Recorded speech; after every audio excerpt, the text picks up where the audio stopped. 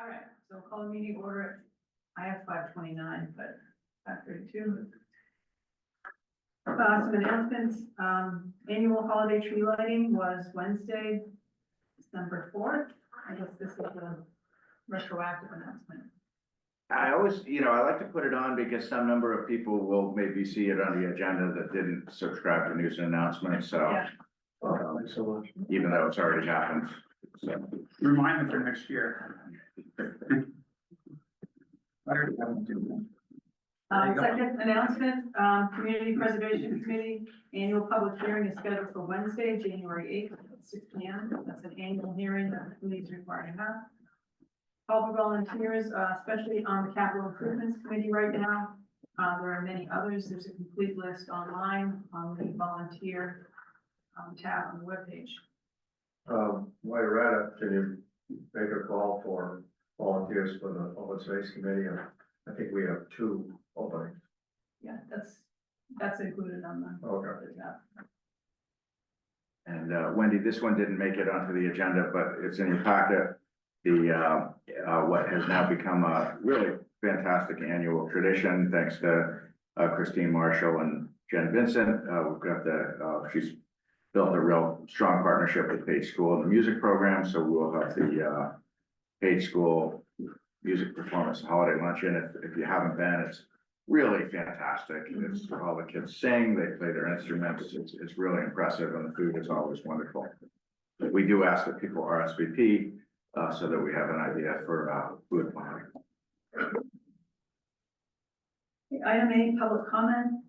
Anybody here make a public comment? Hearing none, we'll move on to town manager updates. So the event last night was really terrific. A real credit to the staff that put that together. Rebecca in my office and Chief Dwyer, both the police and fire side, helped a lot. Ryan Richard handled all the tree lighting and logistics, and Christine Marshall and Jen Vincent. The hot chocolate was delicious. The cookies were excellent, and we have some terrific thank you notes that Christine put together this morning. So at the end of the meeting, we'll ask you guys to sign these, and these will go to the Page School. We have the kids there singing, and it really went very well. I think it was last year's was really nice too, but I think this was even better. And we also had Santa kind of go by in a fire truck, and the kids really loved that, so it was great. Next item, the municipal ADA improvement grant. You may recall back in, I think it was April, that the board had approved Sam Jocelyn's request to go after this grant. We have been awarded the grant. This was for work that has since been funded in part by a town meeting article and in part by an ARPA allocation. This is for the push button activated entrance to the front door and the annex. And so obviously when we got the ARPA allocation, we didn't know we were going to get the grant. We've now gotten the grant. We've reviewed the numbers, and basically the plan is to pay for the work out of the grant and out of the ARPA. And what's likely to happen is we're going to have a significant unspent balance in the town meeting article, which will then lapse back to the stabilization fund at the end of the fiscal year. So that's definitely a win. Yeah. And is actually going to allow us to do a couple of more doors than had been part of the scope that Sam had sought with the grant back in the spring, included more doors than had been included in when we brought it back, before you with the ARPA allocation. So this will allow for more doors. How much was the grant for? Geez. Just want to know all the information. Yeah, I honestly, actually, I have the request letter. We got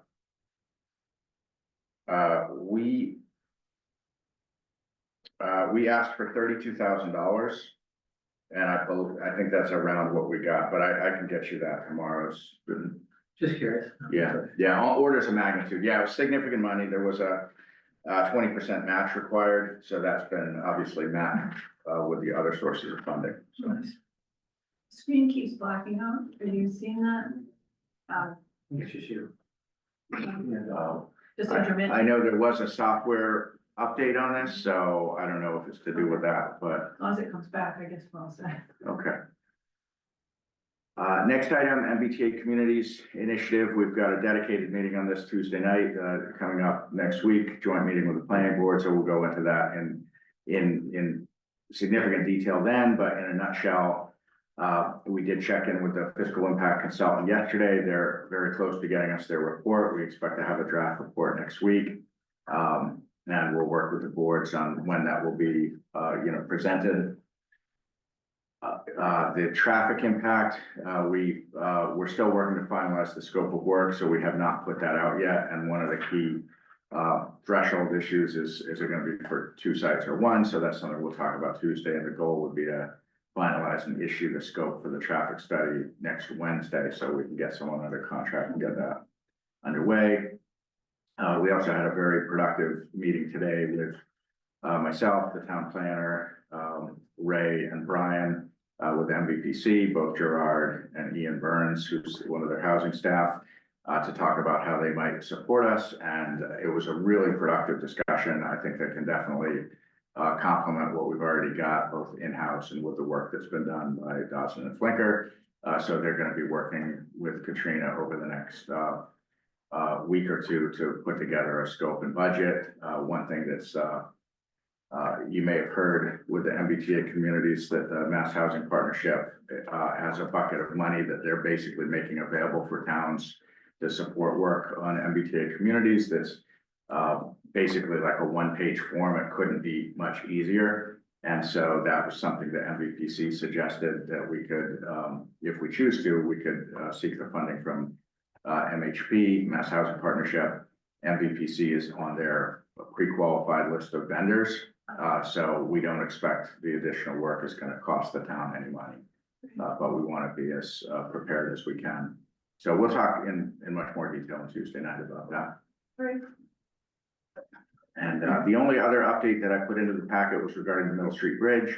The financing memo that I think you've seen a draft of previously, or I talked about anyway, has since been finalized once we got the okay from the Small Bridge Grant Program for how we wanted to fund it. So that's basically documents how we're going forward. Other news related to the bridge, I expect I'm going to probably be signing the contract with BSC for construction phase services tomorrow. We may end up wanting to add something to that in the future, but I don't want to hold off signing the contract for what they submitted, which we've reviewed, and the city's review, John, Eric, and Wayne, and it all looks good. On the resident engineer, that's also something that we're really closing in. We should have a contract in place in the next week on that. So one of the open issues, which I think I might have sent you some information earlier today, is regarding what level of monitoring the Concom orders of conditions is going to require in effect. And that's something I'll work with Clay on that. My hope is that with the number of sets of eyes we're going to have on this project, my hope is that the Concom will be satisfied between that and between Clay spending some time monitoring. I hope we're not going to have to hire yet another reviewer, because we're already over $200,000 on the engineering costs for the construction phase and the resident engineer. So, but I'll work with him, and he'll work with the chair, and if necessary, the Concom, to just get clarity on that, because as you may have seen in the email thread, some of the conditions were a little bit open-ended.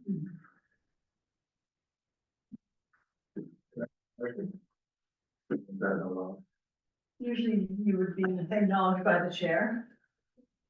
Okay, thank you. I'm just curious, will you put that on all of what you just said on the page for the bridge? I will, yeah, it's been on my list since at least November 12th, but I haven't had time, but yes, I will. Yeah, there's a lot of information. It's new information every day, and we're so busy actually managing the project. We're overdue for doing a web post, because it's just been so much progress made in the last people would like to see month or two. So yeah, it's right there on the list. bridge website post right there. Yeah, it is on my list. Actually, one other thing, it's not in the packet, but just in terms of other updates, there's a meeting of the Park and Rec Commission next Thursday. A couple of things are going on there. I've started the interview process for the summer rec program. We posted the jobs a few weeks ago for both the director and the assistant director. We've held one interview. We've got another one next week. So we're going to be in a position to move forward with those. So I'll look to the Park and Rec Commission next Thursday to approve at least that portion of the summer budget. Obviously, they can't approve the overall summer program budget until we get a director hired. So it's a chicken and egg thing, but we are making progress. And also, the centerpiece item on next Thursday's Park and Rec agenda is going to be the field use fee policy and fee structure. And Caitlin Barker's been doing some really nice work on that, and she sent me a draft on Monday. So I told her I'd get her comments before the end of the week. So we'll have something we can circulate to the commission. But for those of you who have been tracking that, you know that that's been years and years in the making. And so we're hoping to get something done that is going to be durable and make sense for for at least a number of years. Did you get comments from the other two? No, there have been multiple calls put out. The chair has been excellent. He stepped up, gave us some detailed comments of what he liked, what he didn't like. We've circulated a bunch of samples from other towns, but the other two commissions, it's been radio silence despite multiple requests. So Caitlin and I said, we just gotta go with what we have. We can't just wait. Hey, so there are Adams on there and Dave Rimmer. I wonder if they're seeing this screen. It's just this. Just that right there. Just what you guys are seeing. Okay. It's not showing up. Okay, all right, good. Yeah, I don't know. Distraction. Definitely. We turn it off. Parks and Rec, I just close my eye every time. Yeah. let's Returning turn it off. director, are they not coming back? That's often the answer. Returning director, last year not returning? Oh, no, she's applied, but we have to post the Okay. job. Because there's state ethics requirements. If the people we were hiring were not employees of the school district, there's actually no legal requirement to post. But where someone is an employee of either the town or the regional school district under state ethics requirements, you have to post the job. So as of this point, we've only had one applicant. If we get others, we will of course consider them. But It's just good to know, because I heard it went very well last year. it went very, very well. Make sure this Yeah. continuity there can be. Yeah, definitely. Right.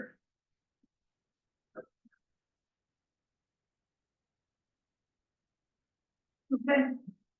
Director, agenda. You keep going.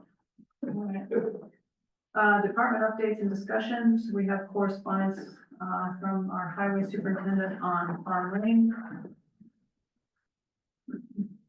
Any questions or, Yeah, we're gonna vote on it, or we're just gonna discuss it, or we're gonna. well? I think this letter was a little confusing because the punctuation was off, it made me pause. He talks about, Farm Lane from Main Street to the first Chestnut Street. There should be another period because street is abbreviated for space. Are those both Chestnut Street, both? Yeah, it intersects twice. My comment there, he didn't address it, but as you go down Farm Lane, you have the new house that was put in, you know, the people were concerned about the parking. You can reasonably park in front of there and all the way back to Main Street, but then the next house is that hill that goes straight up.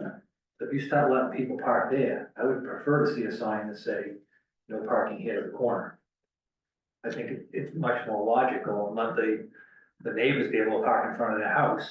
And the fellow with the hill doesn't park there anyways. So it's not on tonight for action, but this is that's great feedback. That's just the kind of feedback we're looking for before we do bring it back for a vote. But I did ask Butch to kind of memorialize in writing what he had told me verbally. And so we will bring this back to vote at a future meeting, probably the next meeting. And at that point, under state law, change in parking regulations only takes effect once it's published in the newspaper. So if the board did vote a change, we would put it in the paper, and once that takes effect, we would just change the signage accordingly. Even if it's diminishing, Yes. okay. Yeah.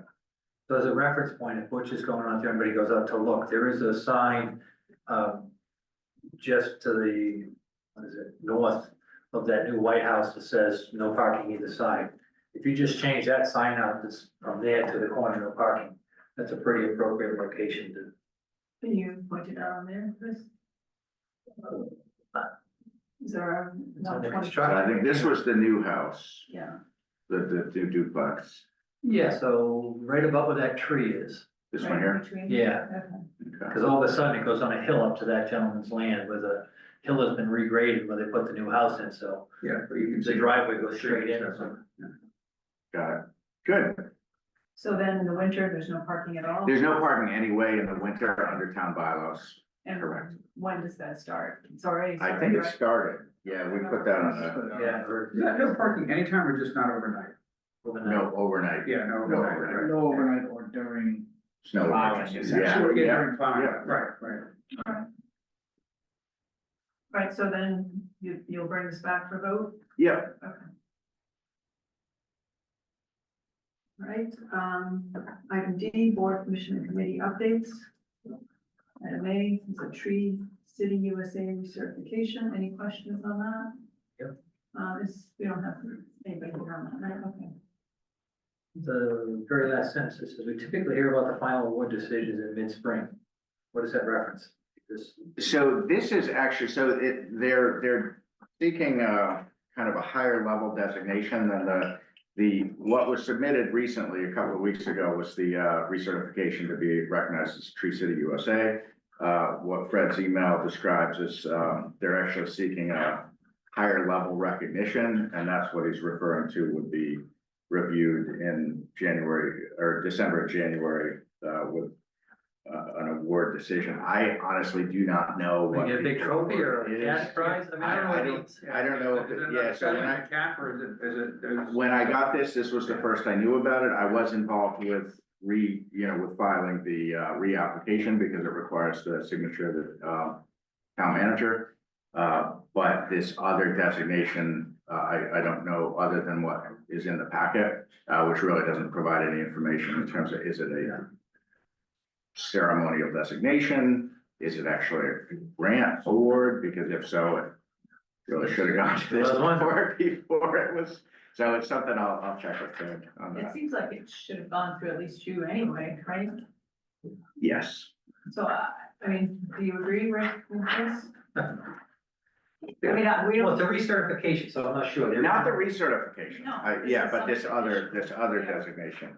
Again, if it's a marginal step up in programming, I don't know. Yeah, I mean, if there isn't something material involved, then, But how do you and know? it's simply another feather in your cap, then I don't know.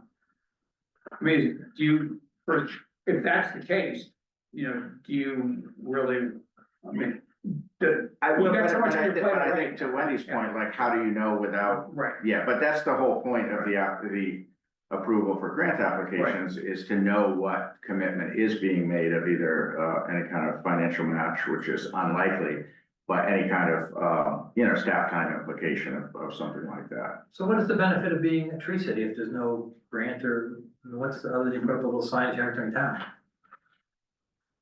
That'd be a good question to invite the. I mean, if it's just about putting up a sign, let's just buy our own sign. We don't have to do this every few years. It's every year, and it's not a big lift, but it's just one more thing that we do. you go into the Tree City sign forging business? Yeah, we got a machine up there with laminating capacity, don't we? I think as a matter of policy, it's just appropriate to run it by the town manager. Yeah. And let the town manager decide if it's necessary to the select board. Any other questions on this? So you'll follow up with Fred? I sure will, yeah. Item B is the Mass Cultural Council grant allocation awarded.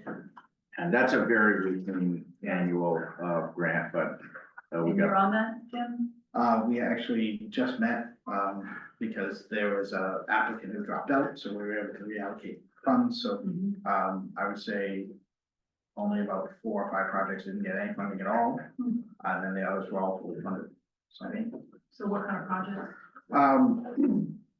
things like, there's a pollinator, series that's gonna be going on in Pentucket region, there's gonna be, consistent programming that happens like, some of the bands apply for funding, some of the, with the, it's always in Mill Pond, it's about insects and bird life and things like that in West Newbury. But then there are also some Newbury organizations like, the Gingerbread Festival and the Greek Festival and things like that. But, they're actually new chair that they just elected. So she's actually gonna be putting together a letter to all the people who, got funding. We're gonna put something on the website to show which programs are getting funding from the town. things like that. Well, the funding does get used outside of the town. So, there's not enough programming that applies for in town, but that's actually a problem that the cultural council has seen and wants to make sure it doesn't happen, because there are programs that happen that don't get any funding at all. So like Pentucket High School could apply for like plays that they do. The Grange does programming that they have not applied for, so the cultural council is gonna be reaching out next year to those. Newburyport gets their own funding, that's what they do. And I said, again, put out the word, keep them more local if you could. Thank you. Item C, Harbor Committee meeting. This has been a long time coming. Long time coming. It's been more than 2 years since the committee's met. A lot has changed since then. Obviously, the longtime chair, Brad Dorr, didn't seek reappointment, so there's a new composition. As of today, there is no chair, so my office has been more involved with setting the agenda. We sent out a draft agenda to the members of the committee, and that'll be posted tomorrow. And it'll be a lean agenda Tuesday, because it's really just it's almost like a getting to know you type meeting, because it's been so long. But as I think you know, there is a backlog of some issues that we've been working on for a while at a staff level that would, benefit from some support. So we're, certainly a meeting that I met with Steve Boyd a couple of weeks ago at some length, and we've had a number of Rebecca and I have had a number of meetings with the harbor master, and we do have a backlog of issues that we'll be working on. And Refresh, memory, the composition of the committee, is it are all 4 people in the distribution full members, or is it? no, so this is a little funny. I think- I remember. Yeah, so there's 3 members, 3 members, and then a 4th was named as an associate, because they really don't have any authority. That person technically doesn't have any standing, because the bylaw only references a 3-member committee. But when multiple people showed interest, the board a number of years ago said, well, if someone wants to be involved, let's get them involved. So two associates were appointed at that time, and but under the bylaw, it's a 3-member committee. So who were the full members then? Steve Boyd, Terry Hartford, and Tom Goodwin. And then Brian Richard is the associate. Is Tom around? Tom Goodwin? Has he responded to your queries? No. So it might be premature for them to fill out the select board questionnaire. I think that was on the proposed agenda, right? Yeah. But I guess it starts them thinking about it. Yeah. Right. The next item is Mill Pond Committee, Open Space Committee plans for trail markers. Angus had included the CPC application from the Mill Pond. So originally this was presented as a townwide trail marking system. The then chairs of the Mill Pond Committee and Open Space Committee were working on this together. After a couple CPC meetings, Open Space Committee, there was some disagreement about exactly what the trail markers would look like, and so it was decided that the Mill Pond Committee would just move ahead. So that's what the CPC application is. The Open Space Committee meetings that I went to, subsequent to that, there was still a lot of disagreement, so I put it on the agenda thinking that maybe we could offer some guidance or opinion. I found out this week from John and Carol that they have in fact come to a consensus, which is not consistent with townwide trail marking. So I just thought this would be a good opportunity for us to offer our input about what we'd like to see. The town-owned properties for open space are either in the care or custody of the select board or conservation commission. So the open space committee plays an advisory role, so if we have things we'd like to see, I thought it'd be good for us to have a conversation about that. I think we'll just get your opinions and then we'll invite, we have Carol Decker, who's the now chair. What's your name again? John Dodge on open space, and Steve Greason is a prior open space committee member. He's the architect of a lot of trails and the maps and, longtime town resident. So you said not consistent with town policy, so we'll start with that. As far as tonight. Did I say that? I said not consistent with the town trail route marking. Okay. Yeah. Is there a consistent plan you're supposed to have there? Well, no, there's not a requirement, but that was what the discussion was. Let's have all, open space properties in town have a consistent marking. And they were talking about, numbers at intersections like Willowdale. Do you remember that I conversation? remember that conversation, Yeah. I'm gonna come back to this. I mean, not a fan of Willowdale's parking. Yeah, so the Mill Pond Committee would like to move ahead with that design, and there's actually a sample in here. I saw that. So the thought was that each trail marker would have the name of the property at the top and then a number, and those could be replaced with, with decal. And so they actually did a map which showed, yeah, that's an example of it. Oh, I see the map was like 50 and wonderful. Yeah, well, there's a lot of intersections there, so. But do you really need one? I mean, when you're standing out in the dun field, there's 4. You can stand in the field and see all 4 from one point. So, I mean, we can argue about how many trail markers they have. I just wanted to get some consensus about, do we think the town-wide distribution is good? Or are we content to just let people? No, I think it would be imperative Mhm, to have consistency among parcel to parcel. okay. So if we want to offer. Yes, so I don't know if it's imperative, maybe it's a good idea, but, I personally think that the simpler the better. Oh, I agree with that. Yeah. For sure. And I wouldn't call what's now being done for Mill Pond, and I don't mean to disrespect it, but it's not simple. So, I mean, this, I guess Yeah. kind of makes my point. Yeah. This is a town-owned property. If Yeah. we want to offer, this has not been, nothing's been purchased. This is their proposal. If we want to offer our input, now's the time to do it before they get too far. So, So what is there a town-wide trail marking there's not, process? there's not. And I think that's where you have to start, bring all the parties together and say, what's it gonna be? Number one, to obviously make the trails visible and accessible so you don't get lost. Number two, to have a long-term duration, because the little squares that are tacked on the trees right now, every time on the list, sometimes they take a hammer and put them back out. Yeah, most of them are on the ground, many of them are on the ground. A lot, Yeah, yeah, so. trees many are on of the them are on the ground. ground. Well, no, Well, the trees are on the ground and signs on. So again, I think to bring in open space, Mill Pond, Well, that was how this all started. So, before you start jumping the gun, because once you go this path with Mill Pond, whether others agree or not, they're not gonna then pull them down. John did call me the other day, we had a conversation, I said, my personal preference is a blaze on a tree, it's about as simple as it gets, my favorite trail in the whole world, the Appalachian Trail, was 2,000 miles, was a 2-inch by 6-inch blaze the entire way up the East Coast. but that's a straight trail. I mean, It's that's not. not so straight, but you But can what have I'm different saying color is- trails, you could do Yeah. different colors, and as I said, don't do the reds and the oranges, because when the red fades, it looks just like the orange and the yellow, which is a problem up high page. Right. But again, there's gotta be certain parameters and priorities. I think consistency would be nice. You cross the street, you get over the river bend, now you still know which trail you're on, where you're going. Put a map at each trailhead. I always take a photo of the maps before I head in, so if you do, I mean, you can't, it's almost impossible to lost. Well, we say that because we've been out there, but I talked to Newtown residents and they either don't want to go out or they can get lost. Walk 10 minutes in one direction, you'll hit a road, it's really kind of. Well, we want these spaces to be inviting to people, and if they're hesitant to use them, then. So I'm concerned if you're not on board with what Mill Pond has already been approved to do.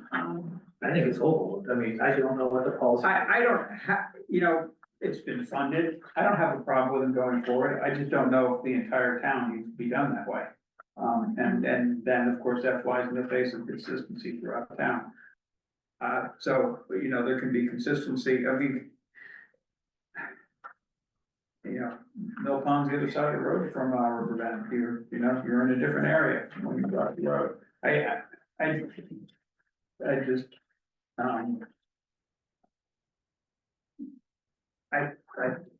the number of signs, you know, the amount of signage shown there. I quite honestly think the amount of signage is gonna be as confusing as too little signage.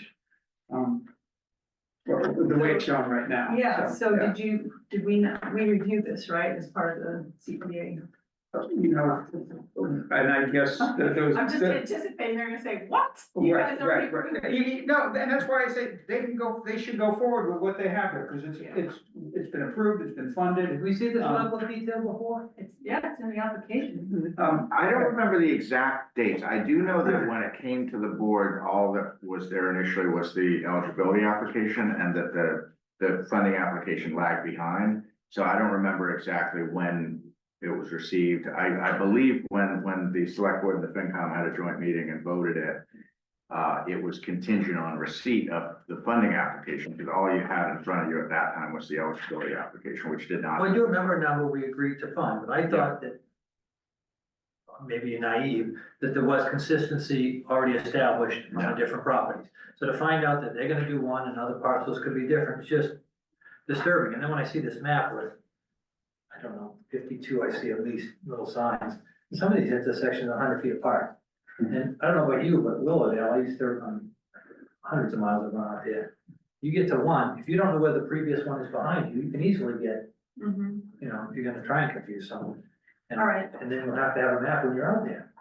So how do we want, so there's two separate questions. It sounds like we all think, consistency is worthwhile to shoot towards or to. It's worthwhile, I don't think it's the most important thing that this town is gonna ever do, so. So what do we wanna do? Do we wanna offer guidance to Mill Pond before they get started? I think it's perfectly reasonable to do so. Better do it before they start than after, yeah. Yeah, so, what kind of guidance do we wanna offer them?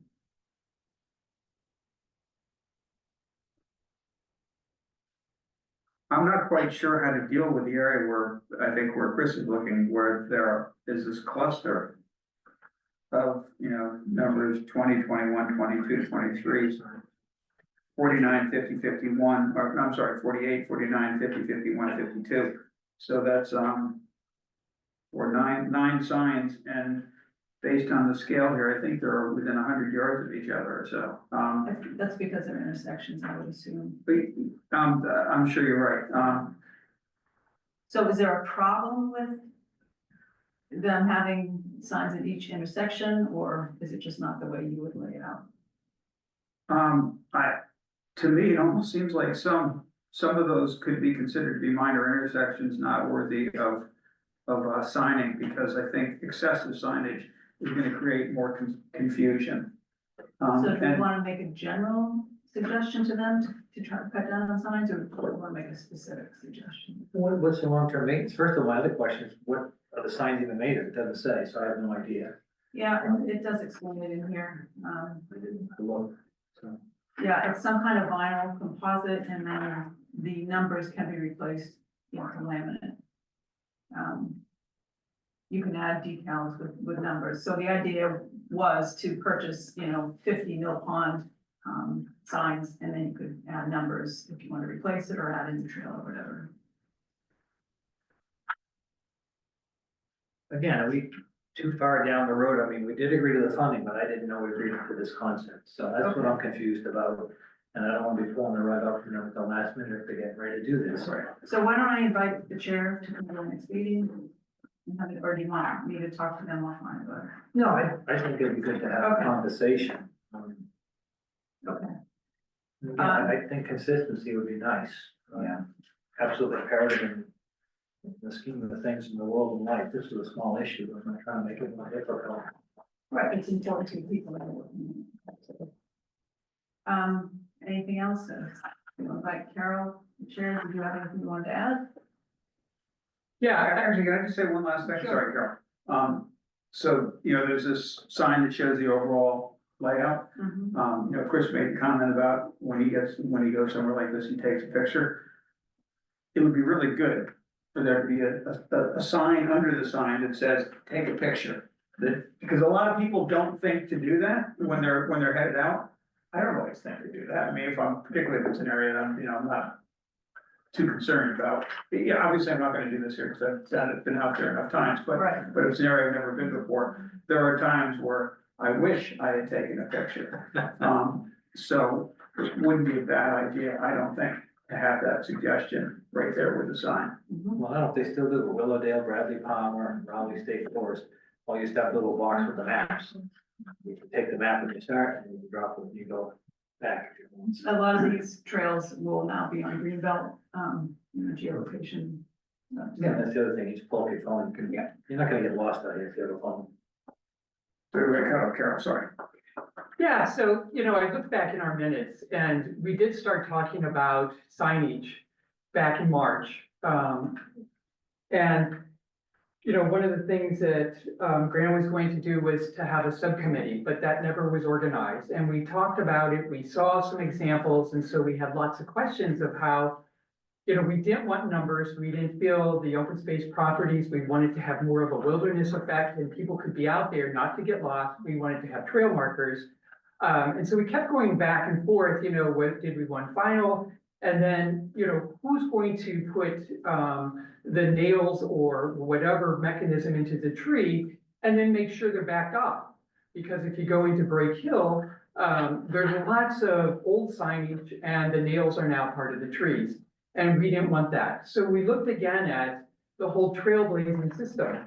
And both American Trail, there's the AMC, and there's also Rails to Trail that all use trailblazers because it's the best permanence to ease of application ratio. I also looked at paints on forestry supply that last for 6 years. And so we, 4 of us went out and looked at Break Hill, what would it need? What can we do to make, because our trails need some help. It's something that we've been talking about. We're looking at having together a presentation in February for really an open space management plan of how can we, make sure our trails are maintained, that we have yearly checklists of what needs done. So we're not just talking about it, that it actually gets done. But we have all come to agreement that the Trailblazes is a really effective system. It goes along with the colors on our maps. It's easy to do. We don't want paint dripping down the tree. We would use a stencil and make sure that it's a even square and look good. We've looked at, that it's not necessarily on the trail. It could be 3 feet off the trail, but it's very visible. But it's also not something that's going to interrupt your nature experience. So if there was no tree nearby, would you add a post or? Yeah, we talked about actually, as you go into Break Hill, it doesn't have any information. So, I know in the past, there were the maps. And we would make sure that there would be signage wherever, if we need to post them, we would talk about, how to get those in. John said he has a post hole digger, so we'd set him out there. Yeah. Perfect. Just plant the tree and wait 10 years. About 80 years old. You should be a poster. You are the post holder. Can I add? Yes, Chief. Sure. Yeah, so if you want to be consistent across the town, use paint blazes in the existing color coded system. And, I just want to emphasize the point that Carol made is wilderness and remoteness, that's part of being in the woods. And, I've seen this no pond thing. I don't like it. I mean, I thought it was ridiculous. It looks like a football field with, the guys on the sidelines with the down markers. I thought the thing, I mean, I'll read you, Carol actually dug this up from the volunteer handbook for the AMC. Blazing is intended to reassure hikers that they are on a trail. It is not intended to, quote, hold their hand while in the woods. So a properly maintained trail corridor would do a lot more good for hikers than an overly blazed trail. So, for example, you see a blaze, you shouldn't see another blaze beyond it. That's the AMC guide. They should be separate. So when you come across one, you you know you're on the trail. So that's interesting And because their objective is that when you stand at one location, you should see the next place. That's what this is based off. They said that last night, so. And for Mill Pond, I mean, something else I thought of, and they had talked about was the safety issues. And they have, horses, dogs, people, sometimes all three to contend with, so more accidents. But, So perhaps this would have a different system than the rest of Right. it? Yeah, that to me makes a little bit of sense. I mean, it's the most heavily used Mhm. trail network in town. And the one where there is most likely to be interactions between different forms of trail users, whether it's, pedestrians, bicycle, bikes, dog walkers. and I have to say, I had walked, Withers property. It's a little bit different and has these green diamonds. And I don't know if you make those, yeah, those are incredible. It's a square. Because I was like, who's still doing these? Whatever material, some of them look brand new. There were a few that needed replaced, but that I want where they want to do blazes. There's no reason for it. It's in really great shape. The only piece is the map. Again, we would redo maps, town, because it's not a helpful map. When you're standing there going, where's the artichoke? Yeah, one of the things I talked with Carol about is, Carol Decker. Is that I don't know, Steve, if you have the raw file for the maps, then that should really be in town ownership, so that changes could be made and updated and so forth. So if between the two of you, we could get copies of them, so. Well, I don't have them on my computer anymore. That Okay. computer died a long time ago, Okay. but I can make new maps. I have them as JPEGs, if you. Yeah, no, it's all You been. need probably the raw file. But could I make a pitch about some of this stuff? Or, Is it different than what yeah, a little, well, Okay. so, for those who don't know me, I did a lot of mapping for 10 years when I was on open space. And what we did, is use these square markers. This is made at AZAC, to replace the pressure treated ones that Alex Hamilton, did, Deb Hamilton's, husband who passed away. He was kind of the steward that started the whole, square marker system that went from Mill Pond over to Pipe Stave. And so we started doing a lot of replacement on those markers, using this AZAC, like you see out in Withers, which is 8 years old, and they still look brand new. They do. We did, and so there is already an established marking system in town, using these markers. They're falling down, they're breaking, they pop off a tree because the tree gets too big over time. So it does have its limitations, and they do take some time to prepare and make and stuff. We also made these markers here for the Mullen Woods property. You've seen these, right? Yeah. And so this is a trail marker that I presented to open space shortly before I left, about buying a lot of them. And then you can do a lot with these type of markers. You can either tack them to a tree like Greenbelt does. You can get them in different colors. If they like the color system and you like white, because white stands out, you could get them maybe without the hikers, but a green dot or something like that, or some sort of color system. They're cheaper, probably in the long run, than doing blazers, but I like the blazing idea. If all this stuff that are falling down gets replaced by blazing. I was in Riverbend, and, people see one on the ground and they think they're all falling down. Yeah. They're not all falling They're not down all in Riverbend.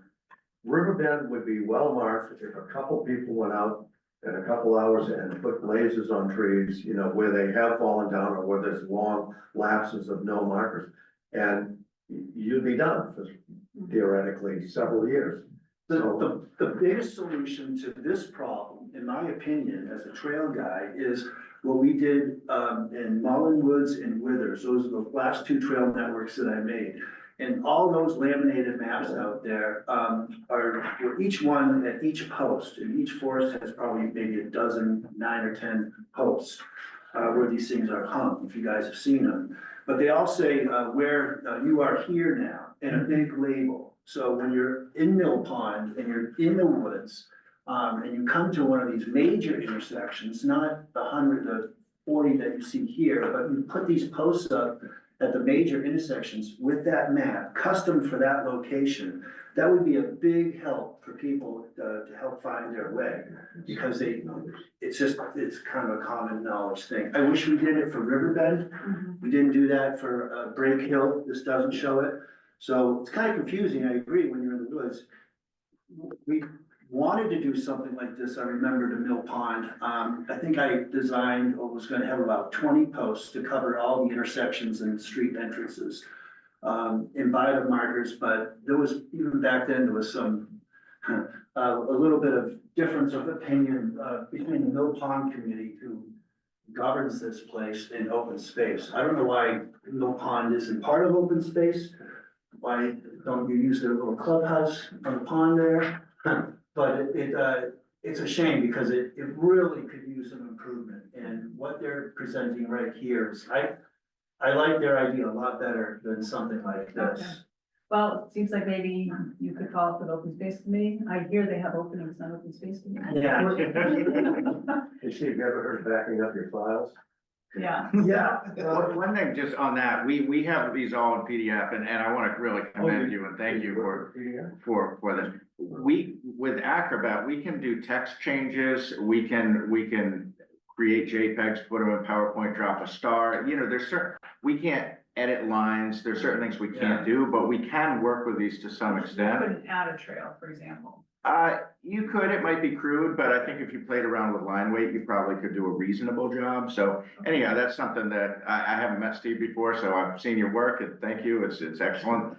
But I think that, you know, if there was an effort to kind of make any, there are certain things we can do. You know, I used to do graphics classes, there's things we could do. Yeah. The reason I mention that is these maps are excellent, Yeah, and they still apply. Mhm. I went in the South Field over by the Dunn property today, and I went in on the yellow trail. The classic sign was gone, it was half there, it just had worn out. And then there was another one at a junction, I think, of the orange and yellow trail, and that was just gone. Yeah. So they do need some maps in there, but I like Steve's idea, you know, that you are here. Yeah. The company that did our markers, also, I hired to make these, heavy duty plastic maps for the Whetstone Greenway. And so this is like beyond the laminate that you get done at Staples up in Seabrook. So these things last a lifetime, and, if they've got this money in this budget, do signs or something like that, or paint for the blazings or whatever, doing something like this is I think a really good idea. All right, why don't you enlist him? We need to move on. We have Yeah. a time. Yeah. Okay. But, Thank you. all for coming. Yeah, appreciate it. Good to see you. So action items, A, FY 25 tax classification hearing, Rich, sorry about the delay, are you good? So we have Christian Kuhn, our assessor online. and just to preface, Christian is in a play, he is in Nutcracker later tonight, starting at 7 p.m. So Oh, no. Yeah. costume, that is why. Well, currently on location, but we'll try and get through this as well as we can. So we're at the classification hearing here. This is the once a year meeting that Mass General Law requires us to have in order to see if the select board wants to have a split rate of for taxes, as well as some other options that we need to go over. I'm going to talk a little bit about certification that we just went through. It was approved less than an hour ago, so really coming down to the wire on it. Talk about what happened with the assessed values overall. Give you an idea of what the different categories of the levy allocation would be, so we can get an idea of what the split taxes would be. Go over, and then we go over a couple of exemptions at the end here. And to the next slide there. So you can see that this MGL has us come together, talk about whether or not we want to shift the burden between the different classes, and that's between residential and commercial, industrial, personal property. Um, and I like to use this time just to give you a little state of what's going on in uh, my office and in the real estate. Head to the next slide. Background data. So major thing here is that we've been working on our certification for the last year. This is a full audit of our department's assessing methodologies, all the valuations and our practices. And this is a requirement for all communities across the Commonwealth. Once every 5 years, this needs to be done. And this is just to ensure that everybody's being held to a high standard. Um, when in Stay there actually.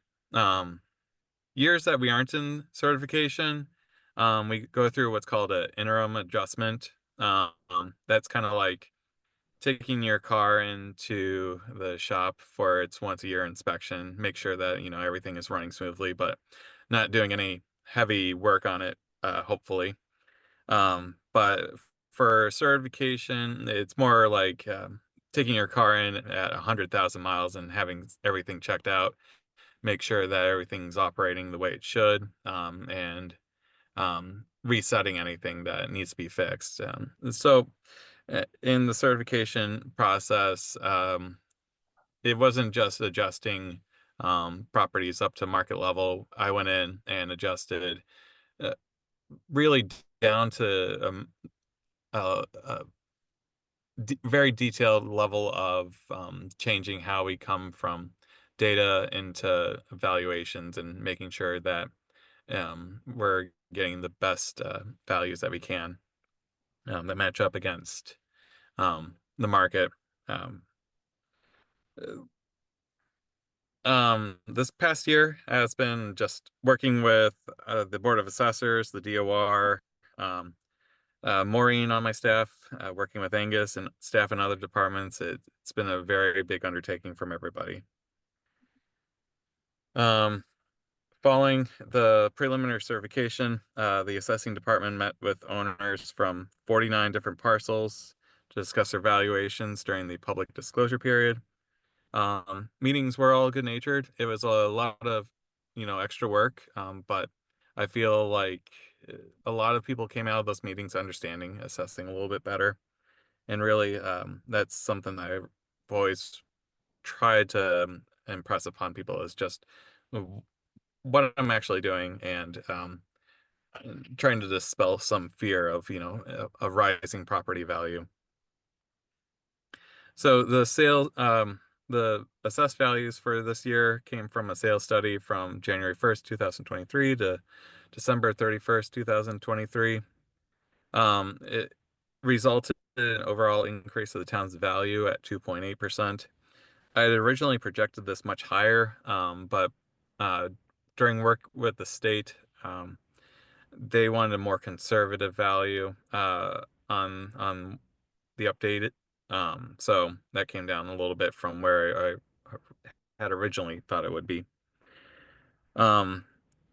I do analysis, not just overall on sales, but I also look in different strata depending on building style, different neighborhood, building grade, age, condition, size of the property, size of the building, and I make sure that I break these down into different categories in order to make sure that I'm not over assessing or under assessing a group of properties and making it unequitable for them.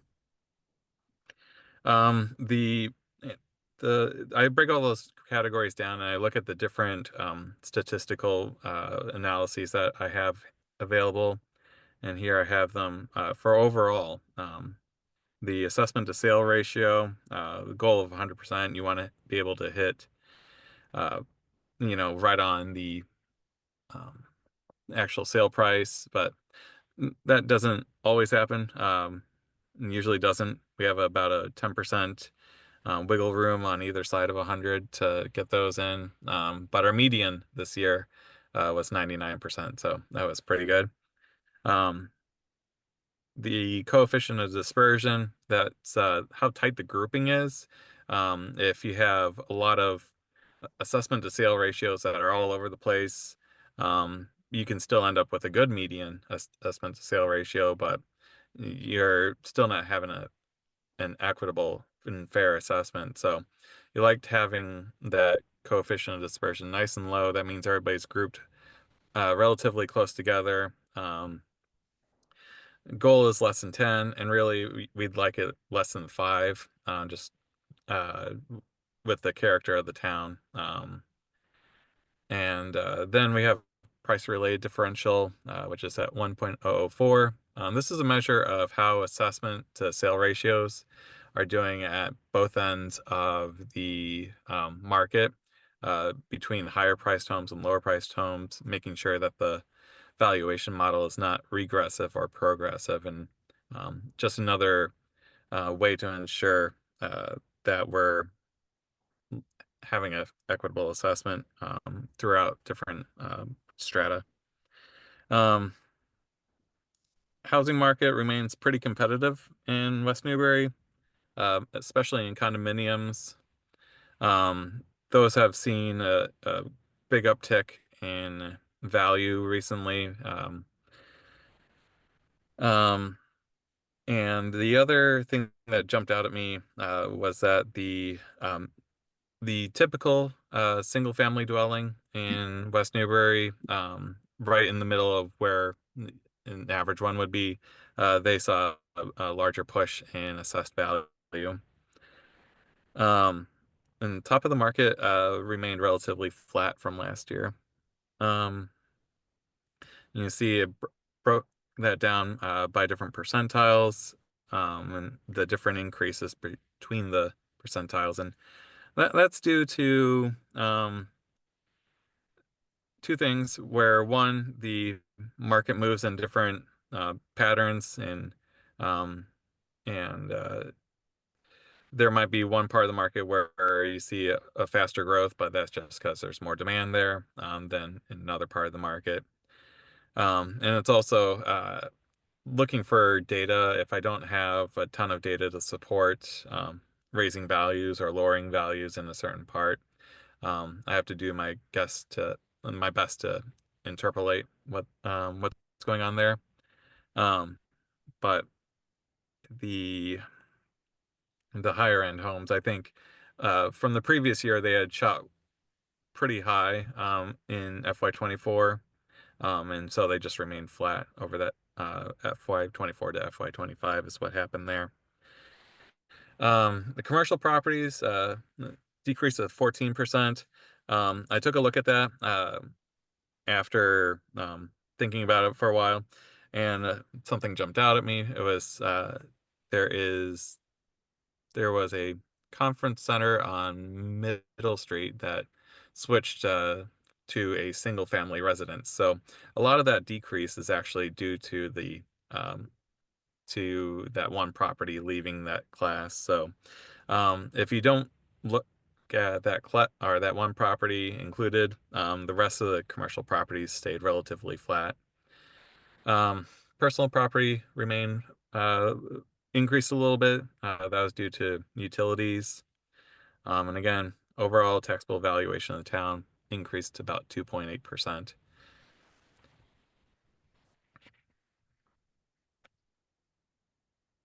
Here is our town valuation by class, and this is important to understand as we go into deciding whether or not to have a split or single rate. Um, we are 97% residential here, and most of our commercial lies in the utilities in town, and that's where most of the value in the CIP portion is.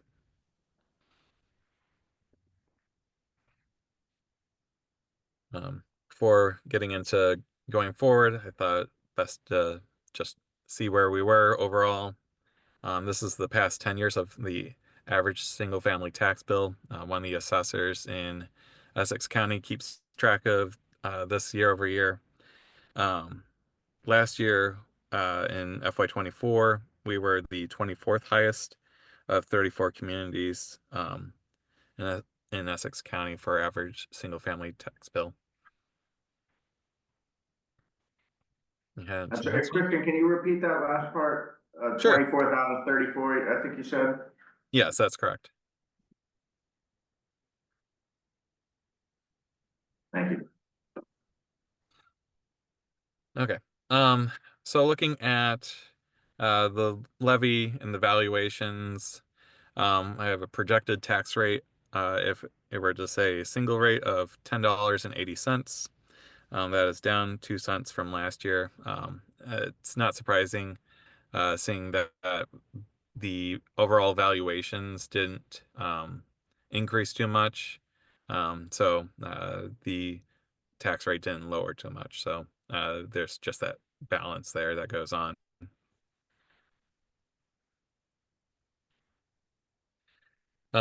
Now for the actual first piece of voting, that only looking at residential and commercial split, you can see that in order to move the tax rate for residential, it really puts a hard,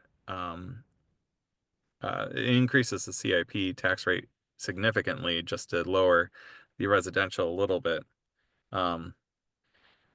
The most you can move the levy is 150% of what the CIP would have originally been responsible for. And at that max shift of 150%, a single family residence would save $117 total off of the yearly tax bill, while adding an additional $4,180 to a typical commercial property.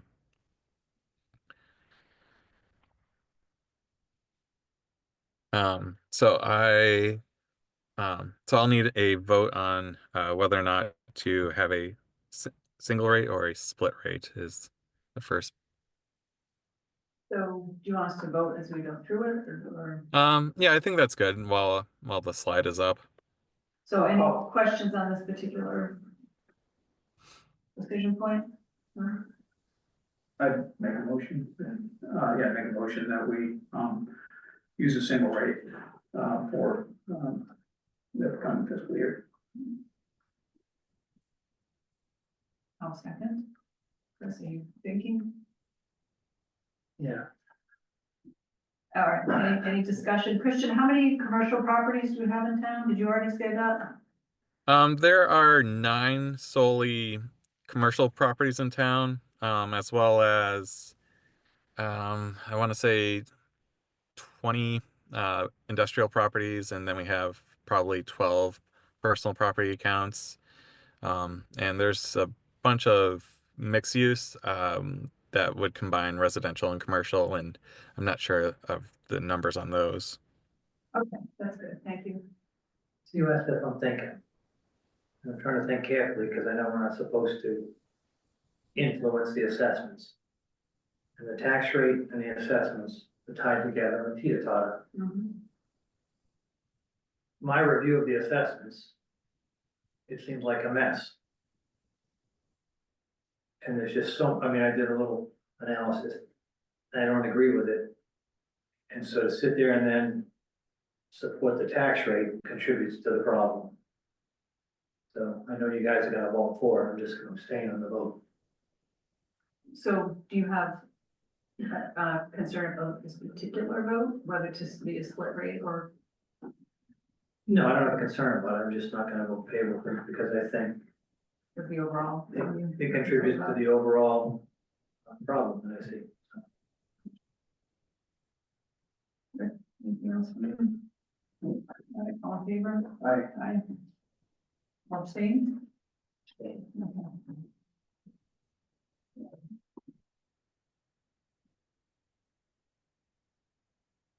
All right. Next piece of business is whether or not to accept a residential exemption for the town. This is usually in use in communities that have a large amount of rentals or have secondary residences. Um, for example, closer in towards the city, towards Boston and Brookline, Cambridge, Chelsea, they have this. Also, Nantucket, Provincetown, has this as well. People who might not be there year round, so it benefits those who are living in town.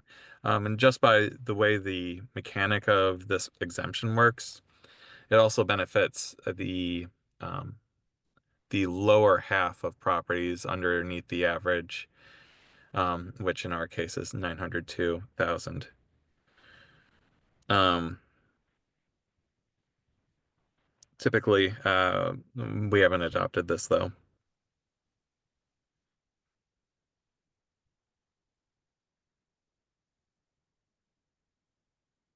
Not clear on, are you clear on what's being asked here? I am, I mean, but I've been through this tough time before, so.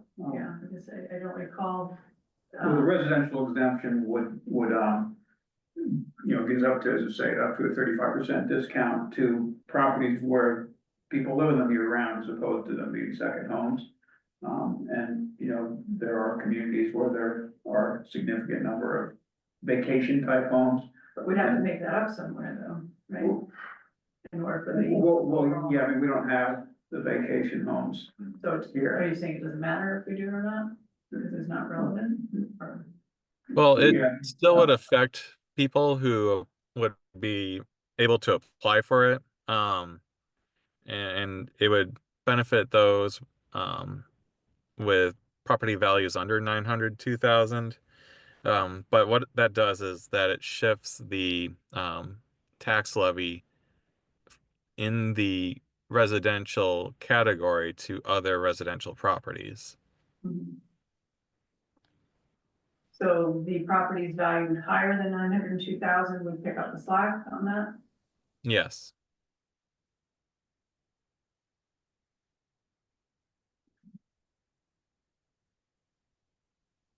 And in the past, the town has not voted, or the board has not voted? That's correct. Okay.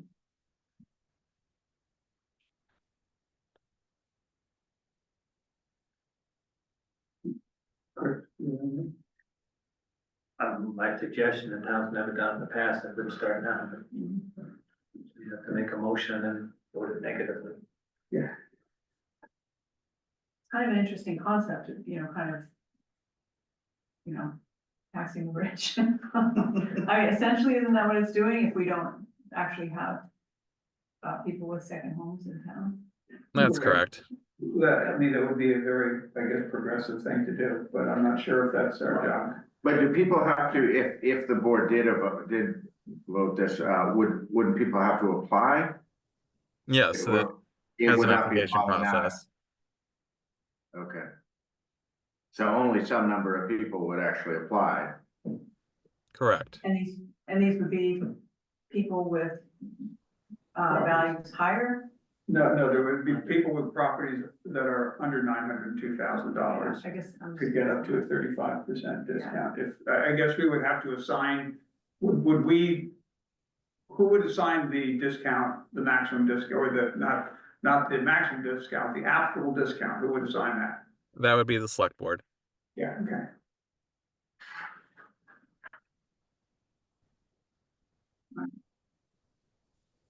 That work with the tax bills being sent later this month, not knowing going into setting the tax rate and setting the tax bills, how many people would participate? Would any of those discounts, would those come out of the town's overlay? I'm not clear how it would be shifted to other property Sure. taxpayers, because you wouldn't know at the time you're sending the tax bill how many people would opt into this. Sure. So in the first year that this is in progress, it would come out of the overlay. Going forward, it would be more seen in the shift within the residential category. Is it something, property owners have to apply for year after year, or do they apply once? No, it's year after year. Seems like it would introduce a lot of chaos to Mm. both the assessment, the Yeah. tax collections. Sounds like a federal government. Is that? Yeah, that's. Do you want to make a motion then? Yeah, I make a motion, because as Chris pointed out, I don't think we can make a negative motion, so I make a motion to adopt the residential exemption. Second, any further discussion? I would like to understand this a little bit better. I don't know if that's like homework for me or whether that's something that the assessing department could help with, but, Yeah, I can definitely talk to you about it. okay. Uh, Right. There's just a lot of wonky back end mechanics that go into. And I do know, and I wish I thought of this for this packet, but sometimes in prior years, we've taken the Department of Revenue, like, IGR and put it in, because I know obviously this is a board that likes to really get into the details, and I do know prior packets in prior tax rate hearings, we have included not just these slides, but also the actual source materials for the Department of Revenue, so you can read and understand on your own. I didn't think to put that in this year, but. That's fine. But that's a note we can make for next year, not just for this board, but for anyone who might be reviewing the packet online, just to better understand.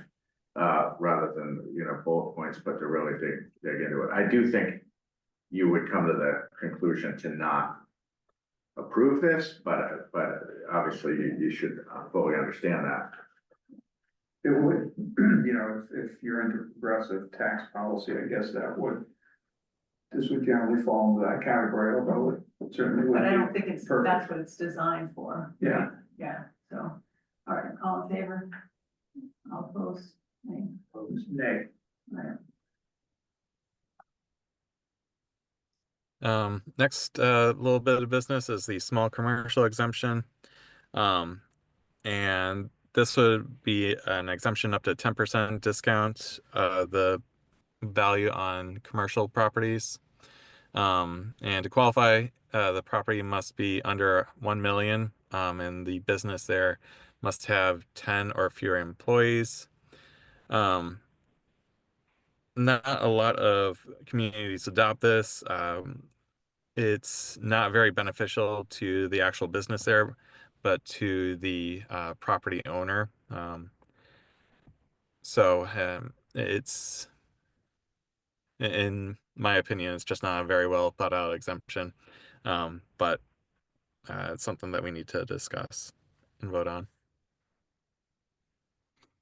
Any questions? Motion, I make a motion to adopt the small commercial exemption. second, any further discussion? All in favor? All opposed? Nay. Okay. And the open space discount, we still have no open space properties? That's correct.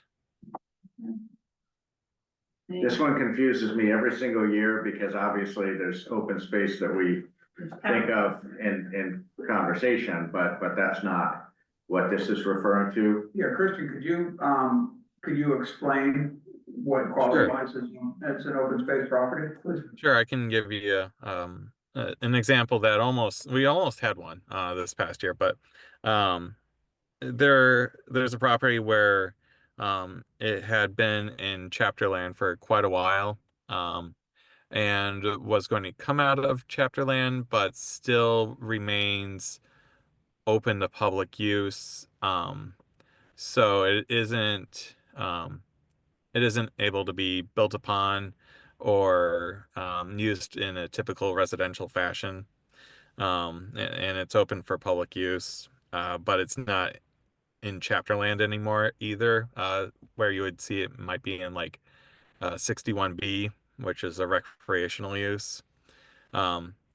So it's like if it has all the qualities of a chapter land property, but it is not in chapter land.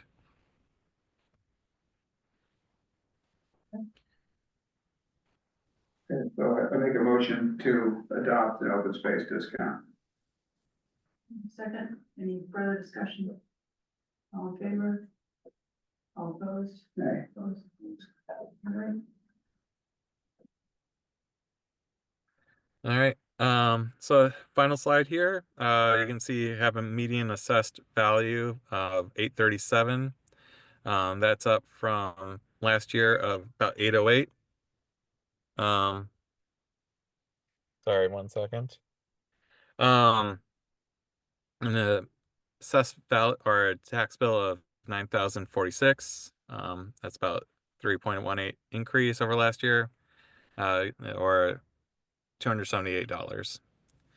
I should note that we do have exemptions available for people who live in town, for veterans, seniors, for people who have trouble seeing, and a CPA exemption. Abatements, if you're not satisfied with your assessed value, those abatement applications, you can file after you get your third quarter tax bill and are due end of business day, February 3rd.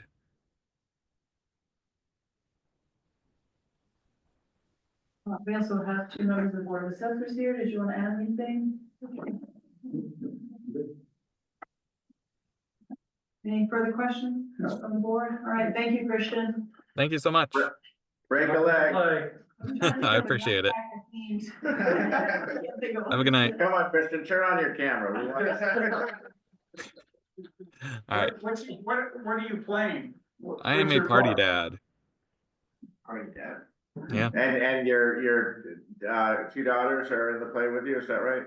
that's correct. But I gotta go. I'm on stage in 12 minutes. All right, bye. How many towns chief assessors are in the Nutcracker? Pretty crazy. This evening, or? All right. Next item is the review of the Greenbelt proposal regarding Cortland Lane parking and trailhead plan. And I am astounded to see we have no, other than the, Yeah, I was gonna say. no, I just was expecting much more. No, Portland Lane Yeah. residents. So, my first, question was going to be if this board wanted to revisit the prior board vote to have off-street, versus on-street parking. Typically, as a board, we don't do that unless the situation has changed or there's new information available. I mean, we always can, but, so is there any desire to change that based on the petitions that we've received and the complaints? No. Okay, Well, I'm not gonna say I don't wanna change it, but I'll express my opinion. Okay. How's that? that's fine. I don't know which of the abutters was offended by it, but there's a lot of issues going on, there's an awful lot of issues colliding. I was on the planning board when that project came forward, I think I was the chair that approved the original plan. Mhm. That connection, Hammerhead went out, so it connected to Grew and then over to the other properties delivered. We said, what happens in the future if there's future subdivision? Full well expecting that that property would potentially have a subdivision on it. Mhm. So we did that to have that connection. Now, by the time it was was supposed to have been recorded at the registry, I was off the planning board, so I don't know what happened, but yeah. So Lydia Brew went ballistic at that meeting. There was something, because that was her property and she didn't want anything to do with it. But that is part of the road acceptance plan, Mhm. that the town is supposed to own. So when I went up again today, I was up a couple of weeks ago looking at it. If it was me, I'm not gonna reverse the board's decision. I would have just marked out 2 spaces on the street and said parking. Why go digging up, putting in gravel and disrupting it? That's number one. Number two, I would give a time frame to have the encroachments removed. Their utility service? Sir, the town owns it. If a road goes in there, Right.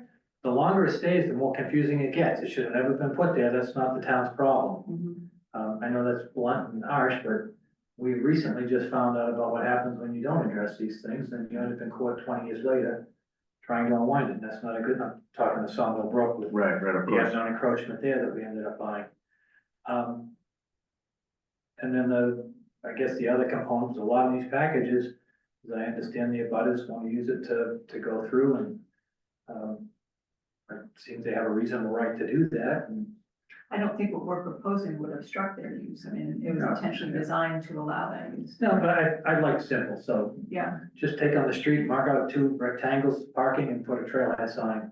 No need to cut the trees and clear, you know, if the neighbors desire a discreet fencing to keep people focused away from their house. I don't think you need that, because once you cut a trail, 99% of the people heading into this are gonna stay on the trail. Seems like a pretty simple thing that's gotten pretty twisted up. so Rick, do you have any interest in revoting? No, not at all. Yeah, I see a lot of other reasons to have off-street parking. I think it's much more welcoming, I mean, for the people that want to use the open space area. I don't know that the fire turnaround is an issue or not having on-street parking. You turn an 18-wheeler around, look at a car. Yeah, but, I mean, it was a very, thoughtful and well-considered decision at the time, and I feel like the information in the packet shows that. And it's just interesting to me that the people that had so much concern about it, you know, decided not to attend. Yeah, well, I just, you know, I'm quite honestly a little frustrated and we continue to push this thing. If they had done their due diligence, which apparently nobody did, they would have understood what was possible there. They would have understood who owned the land. They would have understood where the utilities were, for that matter. And they would have addressed it one way or another. You know, at this point, you know, in my opinion, the town should address the utility location through some formal licensing agreement, which was what was recommended by town council. Because we should go on record that their utilities are on the town's land, and it's at the town's pleasure that they are allowed to continue to have the utilities on the town land. And if at some point in the future it was necessary for the town to do something further with that, that's town-owned road right-of-way, and the town should be free to do that, for the benefit of all residents of the town, not just for the benefits of 2 abutters. And I'm quite honestly, I'm kind of sickened by this, and I'm sickened by the attitude that, you know, that they seem to assume their personal ownership. They're sort of trying to, you know, malappropriate, town property, so. Nancy or Alec, do you have any input as to the decision that we made to have off-street parking? And then we'll talk about the specifics of the, okay. All right. So, If I could offer just 2 brief points, just to build on what's been said previously, I would echo what Rick said about the, you know, and really to remind the board that town council had recommended that the right mechanism to deal with the encroaching utilities would be a license agreement. So that's something that was brought up a couple of years ago. We didn't go forward with it for a lot of reasons, a lot of other things consuming bandwidth, but it's not much different now, but I do think that is something that remains a loose end. So that, I'm not suggesting we get into that tonight, but it's something that I think we should just remind ourselves is kind of an open issue. And then second to that is town council did back a couple of years ago when we were getting advice on all of this, recommend that the town take actions to clearly and visibly delineate public from private, specifically to you know, minimize the potential of some future adverse possession claim. But I do also, and this next point is really extremely important. I hear and appreciate the analogy that Chris offered with regard to the sawmill property. It is a very, very different situation, because in that instance, the adverse possession resulted from kind of open and notorious use of private land by private land. This is very different, where this is public land. It is not subject to adverse possession. The court has a much higher bar for someone to assert adverse possession against a public owner, whether that's a town or the state, because there's not the same expectation of property management for a town that might own thousands of acres compared to a property owner who might own 2 acres or 12 acres or even 50 acres. So I'm not diminishing what you're saying, but just in terms of any actual legal hazard that someone would in the future assert an adverse possession claim, they're not going to be able to do that, because it's public land. In the past, the town has, I believe at least 2 occasions, required property owners to remove stone walls that they found were in the right of way. Mhm. I don't see this significantly more different. And as you know, or I think we all know, because this plan was 27 years ago or something, memories fade, things change. So another 30 years from now, if the other property becomes a subdivision, they're gonna, no, that's our property. We're gonna try and unwind this. Just like another property we're gonna be looking at tonight in executive session, you go, how did we ever get here? Well, the So- license agreement will address that, because that states clearly that it's town land. Yeah, the I town, won't be here the for town, 30 years, I don't care, but I'm just saying, clean this, you say, please move your utilities. Move your mailbox. and the town through the board could require that. The other option would be a license agreement, which, one of the advantages of that is it's revocable at any time. So it wouldn't prevent a future board, from saying we're revoking the license agreement and compelling you to remove it. But, you know, you're right, Chris, it's fresh in people's minds, the issue's square on the table. So I think however this board decides to resolve it should be the way you intend to resolve it for good. So if, And that's what I'm saying, yours, to give them a licensing is a temporary resolution, it's not permanent. that's If correct. you're gonna fix the problem, fix it, don't let it dangle there forever. Mhm. All right, so does the decision on that does not impact our subsequent decision here, which is the trail No. fencing part? No. Okay, so should we table that for another conversation? or- Yeah, I think that's something that if that was gonna be taken up substantively for any kind of actual board action, obviously we would wanna make sure that abutters had notice of that and that specific issue would, obviously they've got notice of tonight's discussion, but not that specific issue would be Right. Yeah. on the table. So I just want to say, my personal feeling is, and, with all due respect, it's counter to Chris's, and, I sort of feel in this case that we can appropriately document it, with an agreement that will be, licensing agreement that will be enduring, there'll be a record. It won't be a mystery going forward if it's done appropriately. And as distasteful as I think their behavior is, I think that forcing them to move the utilities would be impactful in a really negative way. And I really don't want to do that to anybody. I don't think the town should do that to anybody if it can be avoided. It's through no fault of the current owners that those utilities are where they are. Again, had they done the due diligence, they might have realized it and they would somehow address that in their transaction to purchase their properties, but they didn't. But, I just don't think we need to have that negative impact on the owners. Okay. All right, well, let's move on. We have Dave River here from Greenbelt. We wanted to talk about specific arrangements for the parking area and the fence. So this is just a mock-up of the proposal that we had shared with Dave. Dave, did you want to make any comments or have any thoughts about this layout? I mean, I think, Greenbelt, well, first of all, good evening, everybody. And, I don't have to rush off to a Nutcracker performance, so I can be here for, if you need me to tonight. Well, could you pirouette at least once? But no, this is the layout we envisioned. I think, we've been working closely with Angus and more recently Wendy on sort of the exact layout. I mean, at the end of the day, I think we want there to be a layout that the town is, pleased with and comfortable with.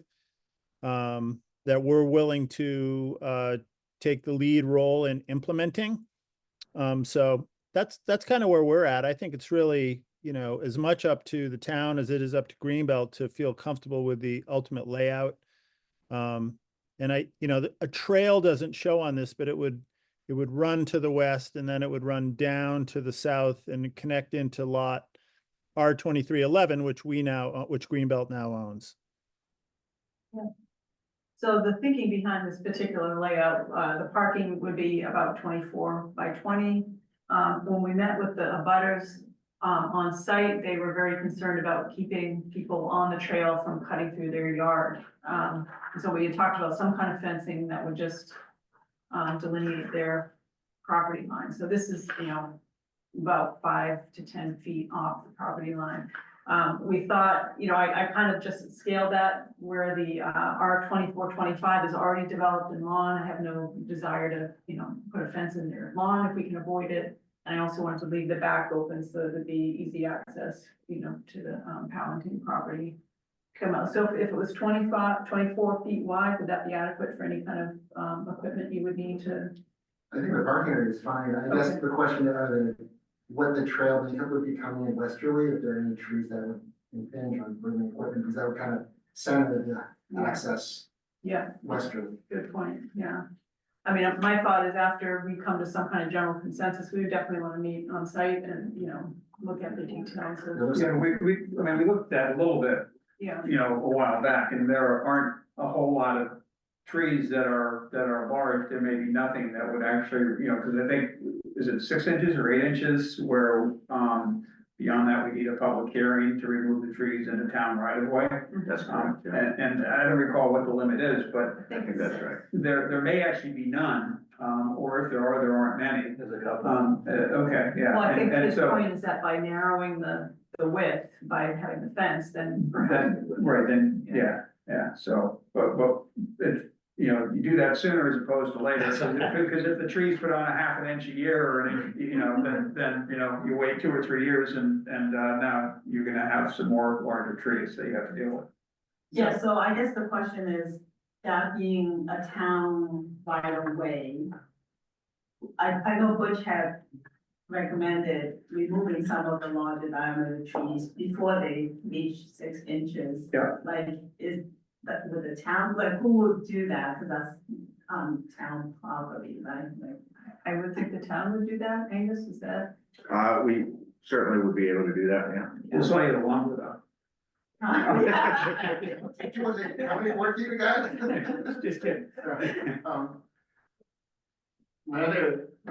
The way it is, there is a small opening, there is a significant stone wall between our 28, the property to the north, our property and 7, a significant stone wall that runs east-west. You come down right at the bottom of the screen, bottom left-hand corner, that part, there's a stone wall that goes across there. There's a much more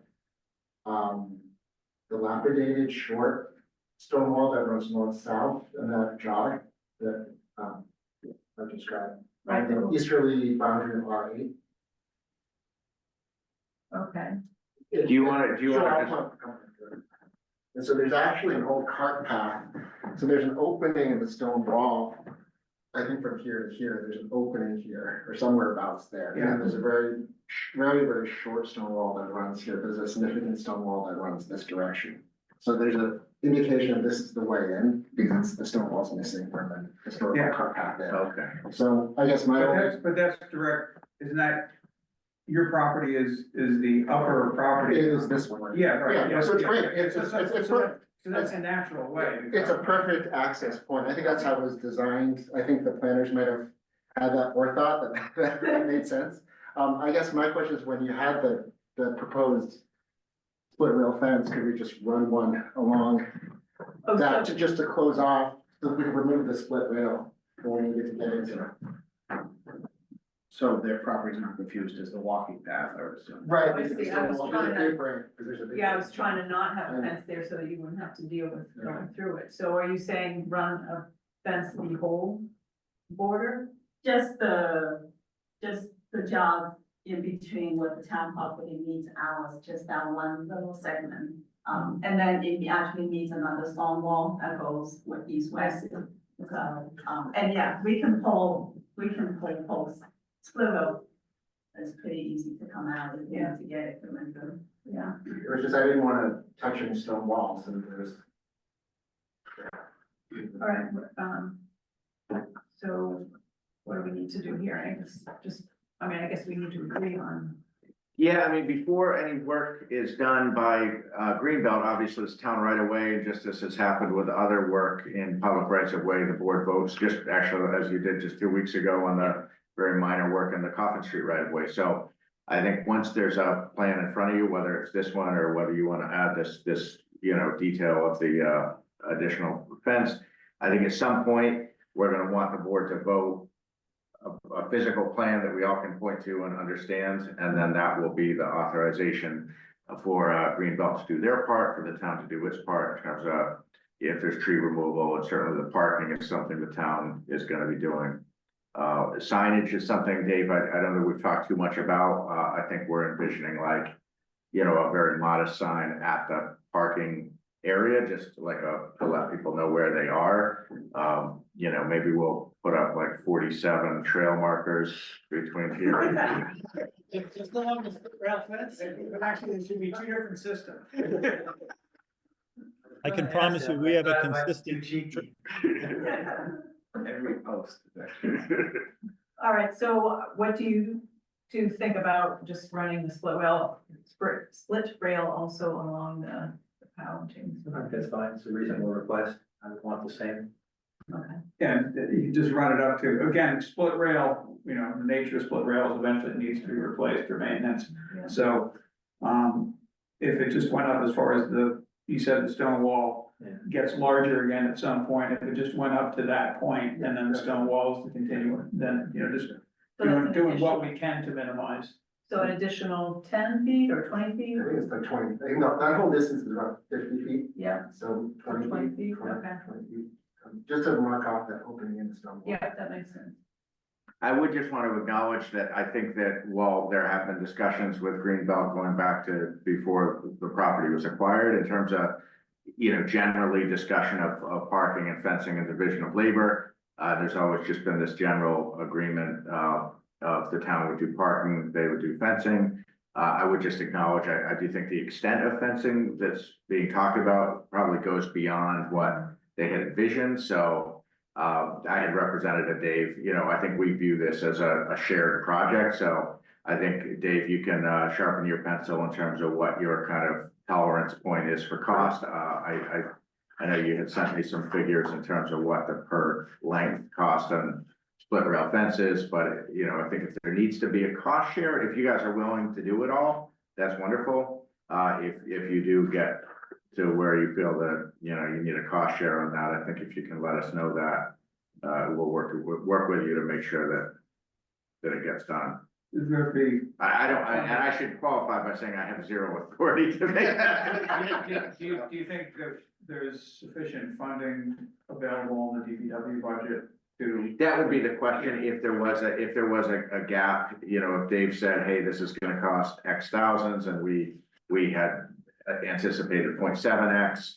Yeah. The extent of the shortfall has everything to do with how easy or difficult it is, to find the money either in the operating budget or otherwise.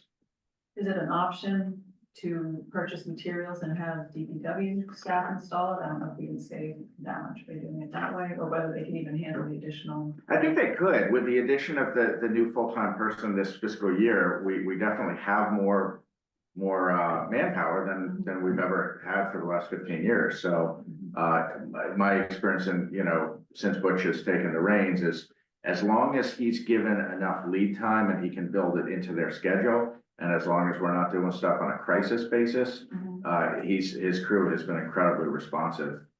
Okay. So actually that would pair, if we're gonna be removing any of the trees, that would maybe pair up well while they're out there Mhm. doing work. Mhm. First question is, does Dave have it in his budget to accommodate that? Yeah, We haven't heard Dave. I'm sorry, can you repeat that? Would you be able to accommodate the additional split railing fences within what you have budgeted currently? Short answer is no. Um, Give us a better long answer. yeah, I mean, I think when we had originally talked about fencing, we were talking about really fencing in the parking area. And not necessarily the entire trail. So, we're willing to invest in the fencing and make this thing work. So I think we should figure out what the plan is and what the length of fencing we need is. And then, yeah, you could buy materials and self-install, or you can, hire a fencing contractor to come in and do it. That's gonna be the more expensive option, but, so I think we need to get a number before, I didn't budget like an X amount for this, fencing project necessarily. So I think we can invest in the fencing but I think there will need to be some sort of cost share. So what's laid out there is 350 feet, if we add another 20 feet.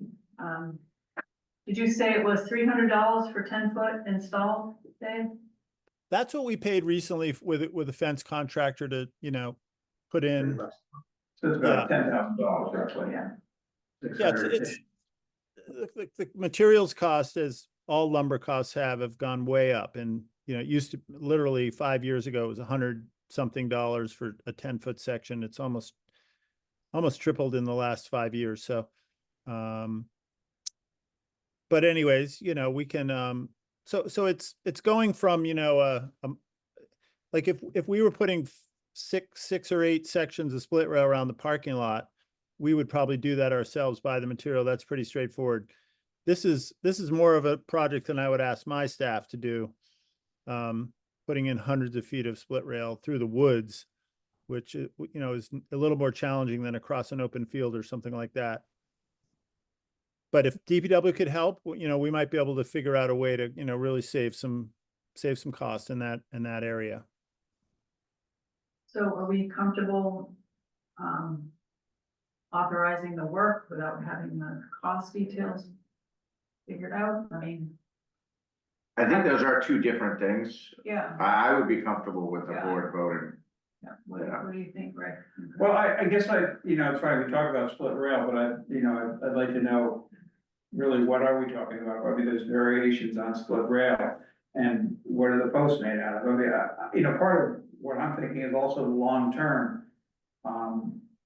So you put in a standard split rail fence.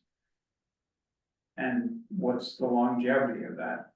25, 30 years, maybe? 25, 30 years. Yeah, 25, 30 years. What if we were to put in pressure treated posts? How much would we buy on, how much longer would that last and what would be the incremental cost difference? Honestly, Rick, what goes first on these fences are they're locust posts typically, Yeah. and oak rails. And And the rail typically, sort of fell. typically the rails are what go first, and often you see, when fence repairs are done, you're replacing rails. The posts outlast the rails. Locust posts will be there longer than you and I. But the rails, you just have, and plus in the woods, you might have branches falling and things like that could cause some damage versus something that's in an open field. But I think, short of going with a whole different type of fence, like metal and wire or something like that, then I think you don't have a lot of options that are going to last longer than split rail that are made of wood.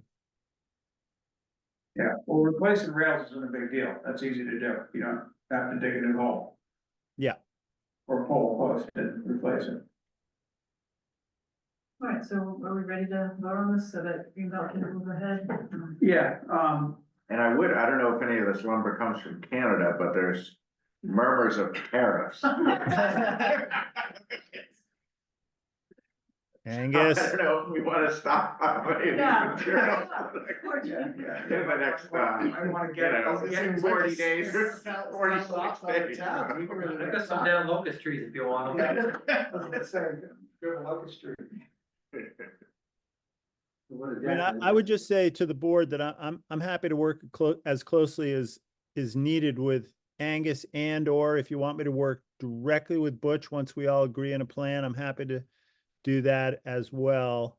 So, I do think not only does the cost need to be shared, but some of the actual responsibility to do the work is obviously being shared too. So it's sort of I really view this as it's a Greenbelt / West Newbury project that we're working side by side on. Is Greenbelt taking the lead? Is the town taking the lead? I think we're just working together on it to get the best outcome we can. Okay. So I guess we need a motion to give Greenbelt, to approve Greenbelt's, well, we're gonna build who's gonna build the parking area? We are. We are, okay. So the approval for Greenbelt now is just, I mean, they already have approval for the trail. I don't think so. Not really, Okay. no. Okay, I thought for some reason we. It's implicit in all Yeah, that's yeah, going on, but yeah. no, at no point has there been a vote to Okay, authorize construction of a trail and installation of fencing within the town right of way. okay, so, all right, so I guess make a motion to, give Greenbelt approval to put, to, lay out and do construct as little as construction as can be, a trail, that will be within the split rail fence as shown in the drawing that we're looking at, the picture that we're looking at currently. And to work with the town, whether that be, Angus to Butch or directly with Butch, to construct a fence, as shown in the drawing, with an additional 20 feet plus or minus, I guess that'd be 2 lengths probably, to connect from in the current view, the upper left-hand corner of the fence to the stone wall that's south of it. It was very succinct. Right. I hope you got every word out. I don't know how much detail you want, so you can cut out I think 50% of that. Approve Greenbelt to lay out and construct trail and fence within town right of way as shown on drawing, plus about 20 feet. Okay, that sounds perfect. Is there any concern about who owns what cost in this? I mean, it's kind of squishy right now. Yeah, but that's why I was asking. I mean, I'm not concerned about it. Angus seems like he's okay with it. And I think if we're talking about a total cost for fence of, give or take $10,000. And if we're talking about a, cost split that the majority of that is Greenbelt. You said $10,000, but it's $30 a foot. 300 feet. no, 300 That's, feet. that's about $300 right. to 10 feet. What's that, Dave? That's about right. It's about 300 feet installed for a 10-foot section of 2 rail split rail fence. Yeah, so it's a little over 300 feet, and that 300 times 30 is 10, that is 9,000, so that's why we were talking about roughly 10. Yeah, I mean, honestly, it's something that's been kind of a little squishy for the last 4 years. And a lot of that goes back to the circumstances of when the decision was made to acquire the land, the amount of time or lack of time that the town had to, these issues were identified as issues back then, but there was absolutely nowhere near the time. This acquisition first came to the town's attention after January 1st, and it went to town meeting that spring. I mean, and on top of the normal 50. I don't object to the concept. No, it's been an iterative process right along, so. But how's the formula work? If Greenbelt had anticipated to pay for a certain amount of $10,000, what was that? Mhm. What's the town obligation, and do we have that money allocated somewhere? Not necessarily. It So, depends on right, how so sit here and vote much. something you haven't funded is. Well, but that's where I think that any funding contribution is really a different thing than authorizing the work. I think authorizing the work really empowers and justifies the time for Greenbelt and my office and Butch to really get to because for instance, if, I haven't talked to Butch about whether he and his crew, are able to do the fencing if we have the materials. I suspect they are. They do things that are much more difficult than that, but I haven't specifically asked him that. So I think those are the kinds of things where if the board votes this general layout, as has been discussed, we would then really sharpen our pencil to, okay, what's the cost, accounting for some amount of labor in-house, what's the actual dollar cost, and what can Greenbelt, at what point do they kind of cry uncle and say that their pain point and what's the delta? I just want to be cautious about committing to something if we don't have the appropriate funding. That's all. The motion is to approve or to authorize, it's not to not to Expend. expand and not to even to commit. I mean, it will happen because it's been but it's a different thing. Yeah, I mean, This- it seems to be that in the worst case, and funds can't be found in current budgeted funds, then the town meeting, we have an article for, $4,300 for. I'm thinking, what have we got coming up? Right, well, that's part of why I was joking about materials is there might, we might want to A certain amount of. buy a bunch of fence raw materials. And even if we know it's gonna be next spring before they actually get. Yeah, I was thinking the same thing, I just didn't know if we had time, we have one more meeting What are the before. materials? That's our share, they take care of the install. Yeah, So it would have to be on the next meeting. well, but even that, I think I heard Dave say that the extent of the work is beyond what he would have his crew do. Like if they were doing this themselves, they would be hiring a fence contractor. Is that right, Dave? Yes, that's correct. They could own the contractual part of the installation, we have the materials you install. Yeah, I don't know. I don't know if I'm that's. just saying, the ones that use ARPA for it, whatever. Yeah. Okay. Not to take business from a private enterprise, but my guess is that the town could do it at significantly less cost than paying a contractor to do it. Assuming we have a post hole digger, which, Well, which is usually on a tractor, it's pretty thickly wooded. Mm.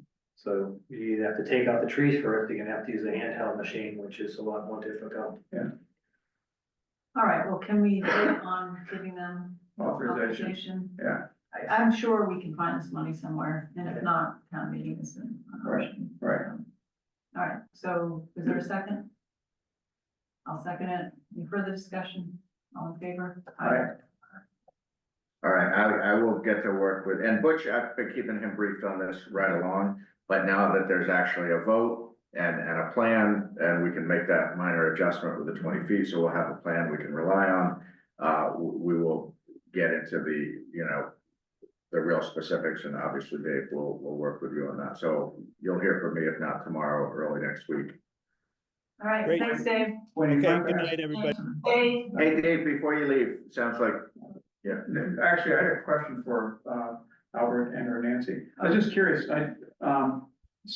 in our packet, there was just to refresh everybody's memory or bring everybody up to speed, there was, minutes from a meeting from 2.5 years ago when we were out there, and I think at that point, it was like almost exactly 2.5 years ago, you had estimated that within a couple of years that you would be, doing whatever work had to be done, that it had come due, that work needed to be done on your 61A, chapter 61 land, the southernmost parcel, I think it was, is that called parcel number 4 maybe, in the plan? And I'm just curious, is that, I'm assuming you haven't done that yet, I'm just curious if there's a plan. We haven't, and I'm kind of in the process of looking at the whole forestry plan. The forestry plan's kind of an old school forestry plan. Yeah. It's like land for lumber. Yeah.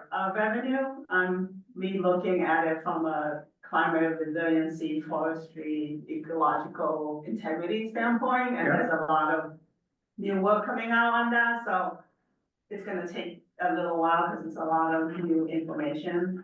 I tried to reach out to the state forester, who's super busy, and not able to get in touch with him yet, but I have a couple of other sources. So yeah, we are kind of in the process, mostly doing it while we have time away from all the other things we need to do. So it is a slow Okay. process, but Okay. yeah, eventually, there is probably gonna be some small scale tree cutting for more of an ecological climate resiliency standpoint rather than, trying to get like timber values out Yeah, there. okay. Yeah. Great, okay, thanks. I just, before Dave, it's really nice to see you. Thanks I know you have mentioned that, you guys are still trying to figure out exactly where the trail's gonna go once you build the town right away. Before you guys do that, we'd love to meet with you, because there's a couple of areas where I know like the people that are currently using the trail tend to cut through to our property once they get through, so the more we can kind of walk those and direct people, from a behavioral science standpoint, prevent some of that, that would be great. You're on mute, Dave. Sorry, we have a proposed trail layout, Nancy, that we'll send you. Yeah, that'll be great. And we can start there, and then I'm happy to meet on site with both you and Albert anytime. Okay, no, that sounds good. As long as it happens before you're ready to cut that trail, that we're more I than mean, happy to. yeah, no, some of the trail on the property is kind of taking advantage of some older existing wood roads.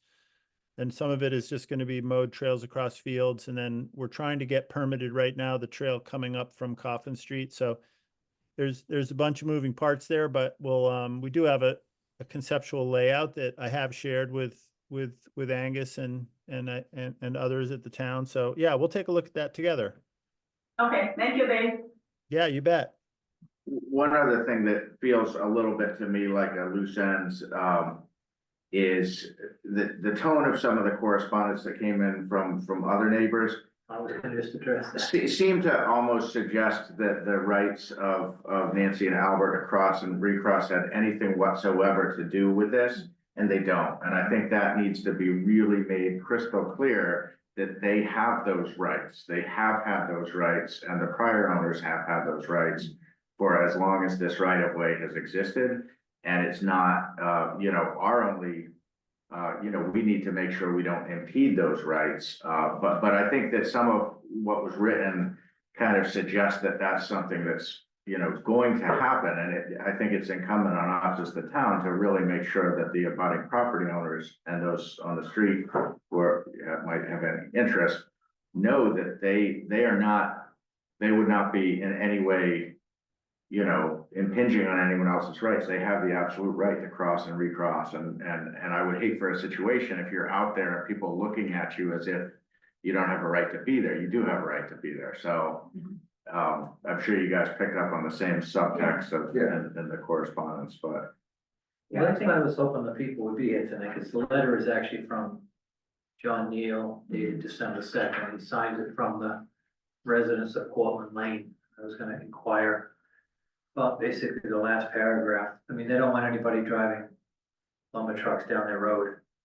It says, all the homeowners of Portland Lane would obviously like to come to an amicable solution, as well as to work together on this and potentially save both parties associated fees with any legal action. That's I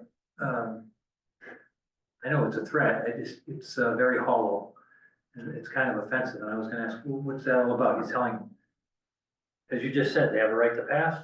You can't tell them you can't drive a truck down the road with lumber on it. They're saying they wanna own the Portland Lane, but that's never gonna happen either, so that threat of legal action is very offensive, uncalled for. Yeah, I feel like it's appropriate for the board to send a letter to everybody that signed the petition, just to say what the decision was, or just reaffirm, what the town's position is. And you do have a legal letter somewhere, I believe I saw that. We do, yeah. I would attach that and say they have 100% right to use it. Okay. All right, Dave, thank you. Appreciate you hanging out with us. All right, Thank you. you can stay. I don't know. Oh, that's right. Thank you. Bye. Good night. You're not in that cracker too, are you? I'm gonna get pick on the kids who are like, thorough about themselves. Yeah. Thank you for all that you do. Thank you. All right, what page are we on now? 70. The housing production plan.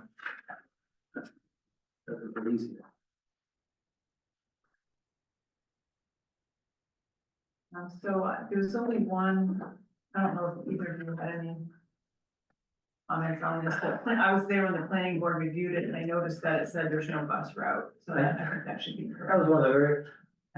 I noticed that too. And I pointed out to Angus. They did a presentation, Right, and then until I saw the agenda, there was no packet. Angus sent the email today. This is becoming frustrating that people are dropping. That's a significant document, by the way. I read through it. in panic mode to get through it. There's a lot of great information, which is why I really want to dig in on it. We're supposed to have to vote this and approve it again tonight, and it was just dropped on us. Yeah, No real input. You'd see it, there had been a We joint. started meeting in here, it was a August. draft. No, in August, there was a joint Was it meeting. August? Yeah, It seemed like yeah, a year there ago. was a joint meeting between the boards. Okay, I remember it, it was a good presentation. Yeah, there was some input given and some changes made, nothing too transformative. I'll say if the board doesn't want to vote it tonight, there's really no problem. My comment is, Yeah. it's more like we had that, we had the water overlay from Newburyport, we got. Yeah, oh, no, I'm getting very, what? that's not even the same category. no, they are the same category, being dropped with a, I'm trying to get through 300 pages of, packet in 2 days. And then to have this document dropped on you to assess, to vote tonight is impossible to do properly. Same, So- Newburyport's the same, and the how MBTA housing. Well, but I do think it's different because they've been working with us right along. We've seen a draft, we had a meeting in August. So would you have wanted to see this document sooner? A week to read through, I think would have been a really appropriate timeframe, at minimum. I'm not gonna oppose it, I'll follow it. My other question is, can I get a color copy of it printed? Because some of the information is really, it's a kind of document I'll hang on to for a long time to use, 'cause it's good. Yeah. And I pretty much agree, I printed out the 2 conclusion pages, because I agree with them very much, and I really agree. So do you want to defer voting on it, Chris? No, if you guys are comfortable. I'd be happy to defer, I really don't want anyone feeling rushed at all, No, if do because it, I'm good. there really isn't a rush, and, Rick, I- you have time? I did not go through it in detail, I went through it, but I flew through it, and.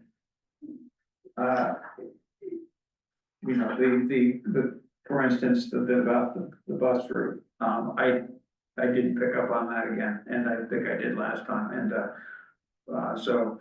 To be fair, I think at the time, this was originally No, gonna. there was not, but I think last time as I read through it, I thought, this is something that, the end is in sight.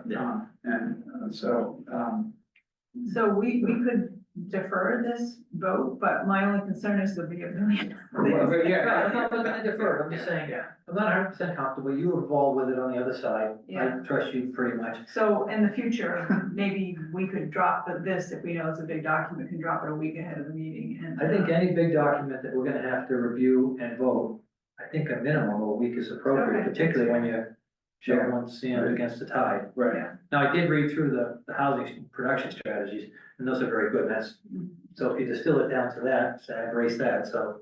I think it was a good process. I mean, do you Yeah. feel like it was? I think it was, but it was definitely, there were a number of daytime working meetings, there was, I forget, it wasn't a focus, it was like a working group, a task force, something like that.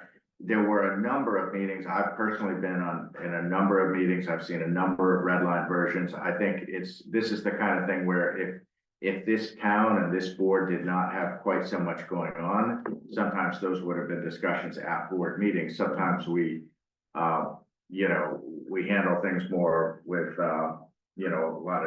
there's just a lot that goes on every single day I think the process was good, but I think if the board as a board wants to be more hands-on, it would have been a different process. But yeah, it's been underway for 18 months or more. So I kind of felt like that meeting in August was kind of like the crescendo of all of that. They got some input, they made some changes, they made all the changes we wanted that we gave them in August.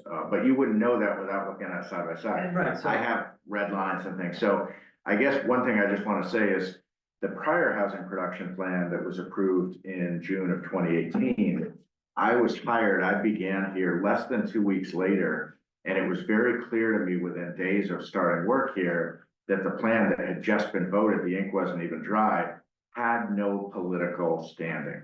It wasn't even part of the work plan I was given to do anything on the house. And I'm like, you just voted this plan like 2 weeks ago, and it wasn't even like, it was just a box checking exercise. So that's why I'll say again, if you want to delay, I would much rather you delay it and vote it and have ownership of it than have it be a box checking exercise. When does it have to be? It doesn't have to be. It's not like so we are out of compliance. We've been out So of yes, we compliance. want to get back into compliance. But the only reason it matters to be in compliance is if we had a 40B proposal that was above the 0.5% production, that would give us a year of safe harbor, or above the 1% that would give us 2 years of safe harbor, and we did not have an approved housing production plan, we wouldn't get the safe harbor, even if the production was at those thresholds. I don't think that's gonna happen. And even if it did happen, let's say a 40B was. We should just get, right, so that's why I'm saying, it's not that it doesn't matter, but in real terms, it doesn't matter. I think if it was 3 or 4 months from now, I'd be like, okay, come on, but if it's a matter of another meeting or 2 meetings out, I would have zero concern. So Wendy's point, that's just another meeting. I just rather, you were involved with it. I have much confidence in you. What I saw of it is good, and I'm not sure if we reviewed it and made changes, they would want to change it on their side anyway. So I'm very comfortable voting. I'm just saying philosophically, with all these documents we're getting, I think we need to have appropriate time frame to digest them. Yep. So like for the hazard mitigation plan, maybe that could go out like this week? Well, I mean, that's a good point. That hazard mitigation plan you guys have seen. There were a couple of changes that needed to be made at the MEMA review. We made those changes. There were a couple of changes that were made at the FEMA review. We made those changes. So when I resend it to you, unless we send a lot of red lines, you would need to because I think it's been a while since you saw that. So I have it. I mean, I could send it to you tomorrow. And why don't I send it to you tomorrow? Because it's gonna be on for 2 weeks from tonight. And that one is much more time sensitive to get that voted by the end of the calendar year, because that has much greater consequences if there's a federal disaster declaration and you don't have an approved hazard mitigation plan, you're not eligible for post-disaster recovery. It also opens up eligibility for all kind of grant programs, which is not the case with this housing production plan. So you don't want to see the red lines particularly, you just want them entire. But I do have red lines. So I'm definitely not trying to hide anything. It's just such an overwhelming amount of information that you get that. I would like a color copy of this also, and I would like to wait two meetings. And I'd just like to read it, to have time to actually read it. And I doubt that I'll have any problem with it at all, but it would be really nice to have time to actually read it. I think that's great, honestly. I think that's great. I guess sometimes I'm so steeped in this stuff, I kind of felt like in August, that was when everyone was focused on it, and this really is formatted better, it's prettier, but it's substantially similar to what you have seen in August. But there has been a lot of water under the bridge since then. I thought it was a year ago when you said August. That's how much of a been place. So if you're making color copies, could I have one for the Definitely. shelf, please? All right. Put everybody on that list. Right. All right, very good. All right, thank you. Let's see, where are we? ARPA. All right. First one is Page School Matterport. So I have a surprise. It's very cool. Christian back on Zoom. So, I wanted to at one of the prior meetings, hold on, this is not where I wanted to be, whoops. There was discussion that, that's not. There was discussion that, of the kind of service that realtors provide, and how is this really different than that? It's very different than that. So I reached out to Gina, talked to Dale. I asked him if he could send me a Matterport scan they've done for a different client, so I could do kind of a walkthrough and you could get a sense of what this is, because it's not that. So this one they did for a school in Gloucester, and I just got this today, so I haven't had a lot of time to zoom around it, so as you can see, I'm not particularly adept at doing that. Looks very similar to the realtor one, so at first blush. So you can go. Let's see. Wait, this is not, hold on, bear with me.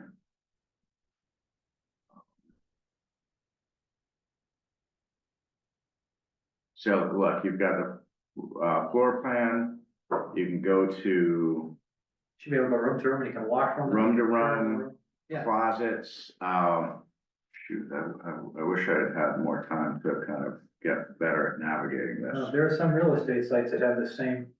You can take measurements. That are, this is survey accurate. Like when you can take measurement, like, so.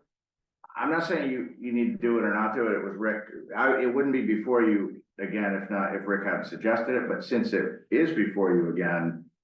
I just wanted to make sure you understand what it is, because it's not some superficial thing, like they're taking 3D scan every 9 feet through every aspect of the building. So for instance, here with this Gloucester one, they included into the basement.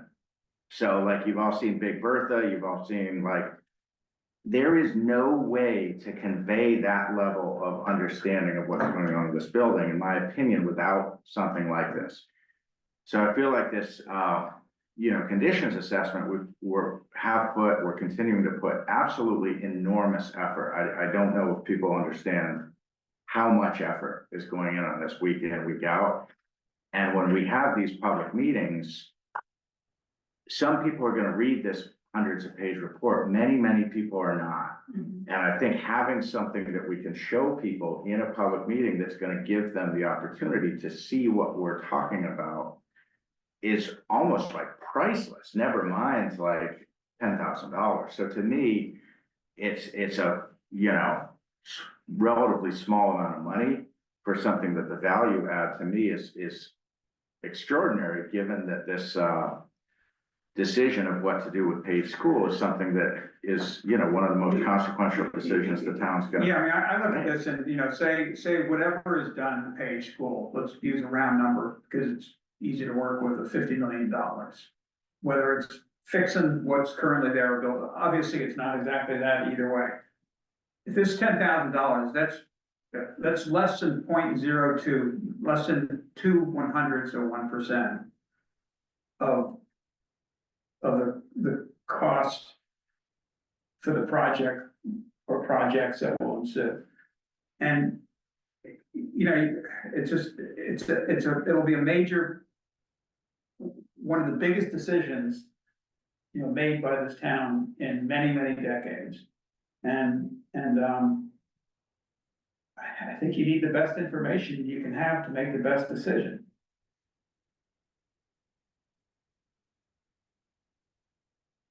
So anyhow, I just got this today, and I just wanted to put it up in front of people, so just so you know what we'd be getting, whether you want that or not is up to you, but I think from a public information standpoint, we're not gonna have hundreds of residents, never mind thousands, walking through paid school.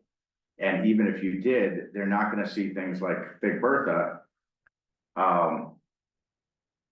And I think being able to show people that is just incalculable,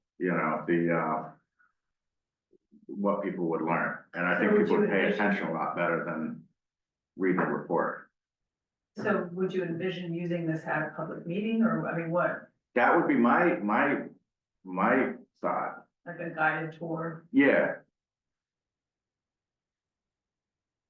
So it would not be used for any, like, technical use. I mean, you mentioned the survey and the. well, but I'm not a technical person, so someone else might see value, I think there is value there. It's not something I look at it from a public process standpoint, but it's not something the town has used, so I don't know if once, if we did it, I don't know, if it would be of value to Brian and Christine Wallace on you know, you could even grab screenshots to like help Yeah. people understand project proposals, or Jonathan Seymour. One thing that, you know, came up today, we've got now a meeting with, MSBA, in less than 2 weeks. That's, we were just notified today by, Pentucket that MSBA is coming out and touring Page School, and it's this big system-wide review of all buildings. Would say that again, MSBA is coming out and touring Page School? They're touring the entire district and Okay. every building in the district. It's part of, they review on a rolling basis, they review every school in the Commonwealth. So I think it's just our turn in the rotation. It's nothing to do with any like MSBA filing. But, yeah, we just learned about this today. Pentucket's known about it for a while.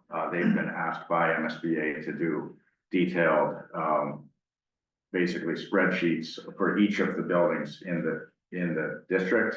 So they had a virtual meeting today with MSBA, and their MSBA people are coming out on the 17th to look at Page, and I think on the 18th to look at like, I don't know, Sweetser or something. I wonder if he gets better consideration if they're told they have to wear a hard hat to go through the front door.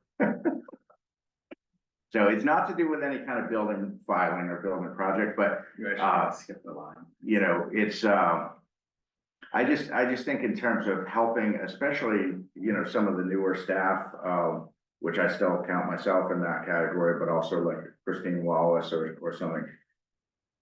The value of being able to really understand this building, you know, she's walked through it a few times, others, you know, Caitlin Parker is another one. Like the more we can touch and pull and really understand, I just think the better. And I think, it's just, to me, it's an astonishing work product. But, I'll make a motion to approve $10,600 for the ARPA funding for the Matterport scanning of Page School and the 12 months of viewership. I think it's six months, yeah. Well, 6 included and 6 additional, that's why it's 10-6, right? You get- Oh, is that what it is? That Oh, what it is? I was aware. Okay, I thought that's how it was. So, and are we sure that we're gonna be done with it in a year? I would say we wouldn't start That would be my question. we wouldn't start the 6 months until like you know, a week before the presentation, and then we'd maximize the time. And then if we want to extend it past that, you know, so it's $100 a month. Well, the question would be too, can you start it and stop it? Like if you. No, Once it's up, it's up. yeah. $100 a month, that's. Actually, I thought the communication with Samantha that I thought it was Samantha who would, I could be wrong, who had suggested that could come off display, but then go back up. Maybe I'm wrong. I think they can put it back up. Yeah, that's what I thought, is that we could put it, Just later. yeah, I think the timing can get worked out. right. Yeah, I'm sure they're not gonna, you know, delete the data, because we forgot to, or we didn't carry it for 3 months. Well, if they did, you just paid it 3 months, for $300, you know, Right, dump it. right. And again, this, it is fascinating. Some realtor sites do have this almost exact same thing. You walk into the house, and you can jump from floor to floor too. You should be able to go straight up to the next floor. It is very engaging, kind of fun. Yeah, see if it's the next floor, you can walk room to room, check out bathrooms. That's your motion. Second. Thanks. Yeah, I think it's cool, but I'm not sure how much use, I mean, I'm not sure how many people it will actually convince. Same thing, but it's ARPA money. Yeah. I don't like to say it's a free pass, and Angus is enthusiastic and Well, Rick that's- is so willing to yeah. go with it. Well, and the other thing I think is where, you know, what we're envisioning is once this report is complete, sending a townwide mail and really making a big deal of it, trying to get people there. And I think that the quality of the visual presentation, like if you're there with a report and a slideshow, it's like, okay. But I think when you pull up something like this, not in this random way I'm doing here, where I'm just trying to fumble through it, but in a guided tour kind of way where we can point out some specifics. I think that's gonna impress some people, and I think it's gonna kind of illustrate the level of investment, not of money, but of time and energy that the town has been putting into this. Because I don't think this town's ever seen something like this. I could be wrong, but I certainly, yeah. So I think some number of people it'll kind of show that like, this isn't just some, like, we're really trying to get the answer and really trying to get to a resolution on this and not just have another study. Which we all know that, I think everyone knows that, but I think this level of engagement is going to end up being, you know, a big return on investment is my expectation. So I just had a question. So can only one user be on this at a time? So you could have 10 stations in the annex Yeah. and they each, okay, Yep. Right. Yeah, it's cloud-based, so there's no, You said 10 in the annex. You should be able to do it on your home computer once you get the link. to it. yeah, I had it, when Dale sent it to me this afternoon, I just meant in a presentation. for Okay. Actually, well, that's an interesting point we'll have to talk about, because there was earlier concern expressed about security and, you know, this is, you put this really available in the public domain, or do you, and I wasn't envisioning that. no, Well, that's the well, problem with I'm real saying estate, it's that- not easy using it to break, they know all the security systems. Right, so, yeah, I don't think that would be a good thing, I don't either. but then, so that's why I was responding to you saying having it at home. Or maybe, you said that, okay. No, I was just Okay. envisioning a public, that would be much more effective to have multiple stations. Yeah. you know. It would also be cool if we had, I don't know what the biggest screen around is, but you know. Probably that would. Yeah. But it's, Say if there's something, if we did something at Pentucket. yeah, I mean, what is their largest screen? Lobby, there's. That would be the smart place to do it anyway. If, you know, and I don't know what their largest display is, but, Well, you saw what at the last town meeting, and then there's the two screens outside as well. So Right, we have right. 3 different yeah. large Just go down to screens. Gillette Stadium and really go. There you go. So can I just clarify my motion? It is for 6 months. Not- Okay, I'm just gonna make that. yeah, thanks. All right, I said you can buy the extra. did you second? He did. All right, any further discussion? Just to clarify, and they did elsewhere in that, what we had today, it said it's essentially. 3-month increments. Yeah. All right, Okay. all in favor? Aye. Aye. thank you. So before we move on, when we use the Kentucky, are we paying them? Like when we have town meeting, Yes, For the technical. we're paying them for the tech guy. so we're not renting the space? No. Okay, so if we were to have like the meetings we've had in the past, like the. It's just for the AV person who's managing the equipment. Yeah. Okay, thanks. All right, next item, repair, restore entryway to Page School. So this one, I sent out the new information today. It's not reflected in the packet. It's basically translating the architect's estimate of cost to what we actually think it will cost to do the work in-house, which is fraction. They both, we met yesterday with Brian and Sam and Christine and a number of others, and everyone felt that the estimate and the architect's report was like way out of scale of what they actually think it would cost. They do not think it would cost anything near 20, I think it was what, 26 to 30,000. They don't think it would cost anything near that. It would definitely cost significantly more than the 5,500, which Brian tells me he can do it for that. And that's with, whatever the hours I sent out with James, Grant.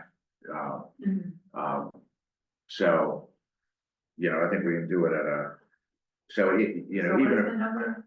so 5,500 is the proposal in front of you. And that's with Brian doing the work. Correct. That's materials and. Yeah, and the other- engineering. I'm sorry? The engineer's gonna do the sketch, or we're gonna go. No, that's based on the drawings that they provided. And I asked Sam, would the architects need to come in and sign off on the work on the back end? Sam said, no, he could do that because they have a plan set. And, he also said that there's something in there about it being only good for a year. Yeah. Sam doesn't see that way. He feels that if after a year he went out and looked at it, he could Review it. say it's fine for another. They don't think it's only good for a year. They said that's kind of what sometimes the That's an engineers put in to not like standard. cover themselves, Right, or maybe even to get a fee after, yeah. But there would be no expectation at a staff level that we'd be bringing someone in to inspect it after a year. Sam felt very comfortable that he could, allow to go on for So longer. that was when I saw 1 year, and I understand the architects covering their backside. Then you got the second estimate, which is from 71 to 83 to actually do the Mhm. full repair of it. Now, if you, I don't know, demolish the temporary shoring, $3,000. Well, if you don't do that, that's 3,000, it's not in there. And then it's got the mobilization, demob with 3,000, that's ridiculous too. So if that number went down to 60, is that something that we have, I don't think we have enough ARPA funds to do it, but why do the halfway fix? When for more money, a little more money, you can get it done properly, which you're gonna have to do anyways within a year or two.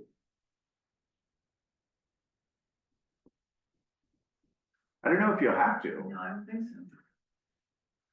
I don't know if you have to. It's gonna look ugly. The temporary's gonna let, let's assume it goes longer, you get 2 years out of it, you're gonna do some remediation after a year.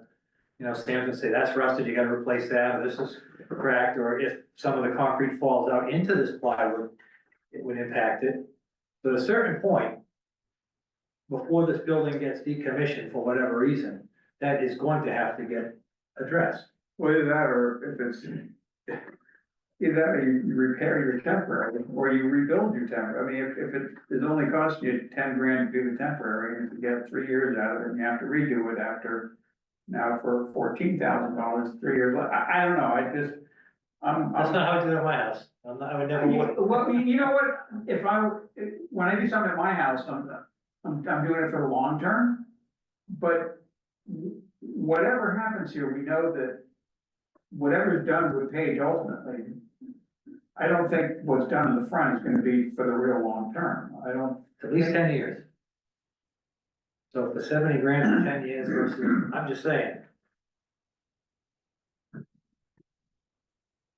Any thoughts, Madam Chair? This is your thing. I was content to just close the exit. Well, glad we're all on the same page. Well, we could take that little A4 sign, use as a trail marker somewhere. You can build a trail marking system. All right, there, all and right. that's fine. So I'll make a motion, we use 5,500 of ARPA funds to purchase materials to shore up and protect the entry of Page School. I'll second that. All right, any further discussion? All in favor? Aye. Aye. All right, funds to offset appropriation of the fire truck. Now, this is just to use up money, correct? Basically, yes. So I did have, when I was looking at the minutes, we did talk about potentially a study of the fire department. Yeah. Is that still on the table? So I met with Dwyer about that earlier today. I very much want to propose that for the Springtown meeting. Oh, okay. So- But I feel like it would have been kind of moving mountains to get it under contract by the end of the calendar year. All right. But I really like the idea, he likes the idea, so that's something we're gonna work toward for a Springtown meeting for. Yeah, the sooner we have that, the better, you know, just, you know, I talked with, Mike the other day about the capital program, you know, what's on there, and basically, what was on there for this year for the fire department has been pushed out of here, so. But still, there are, you know, there's some big number items out there well into the future, and just for capital planning, it would be good to have, to know, you know, to have that analysis of current operations and current equipment. So what's the But it balance? also included labor though, right? Yeah, staffing and. Right, yeah, So what's the balance on ARPA gonna be after we just allocated these funds? So that's exactly what I'm going to try to figure out, on the fly, but I will tell you, actually, Would it be simple to make a motion just to say to use any unexpended ARPA funds to diminish the cost of the fire truck? First of all, I kind of unintentionally put these out of order because I think that the order of action should be to first take up the Middle Street Bridge and whether you want to essentially reduce the amount allocated to that. And then on the. I thought we did that last time. I don't think you voted did they vote the specific amount? Thought they did. check the form. If it's in there for signature, then. No, I did this on Tuesday. This form did not exist until I Tuesday. don't think we did. I thought No, we talked about it, Yeah, and we talked about this amount, but it hadn't been, Okay, yeah. So I don't believe this was voted. I think that the summary sheet that Jenny and I put together on page 71 is, the reason it's highlighted there is because it hasn't been voted. So I checked this with that specific question with Jenny. I said, do you have specific language you'd recommend the board vote in order to allocate any unappropriated ARPA funds toward, for instance, the fire pumper truck? Should the board be asked to vote a specific amount or a not to exceed amount? And so Jenny responded this morning. She said, my suggestion would be to vote all unallocated funds to a specific project with a specific amount prior to December 1st deadline. For example, whatever remains unallocated should be allocated to, for instance, the fire pumper truck.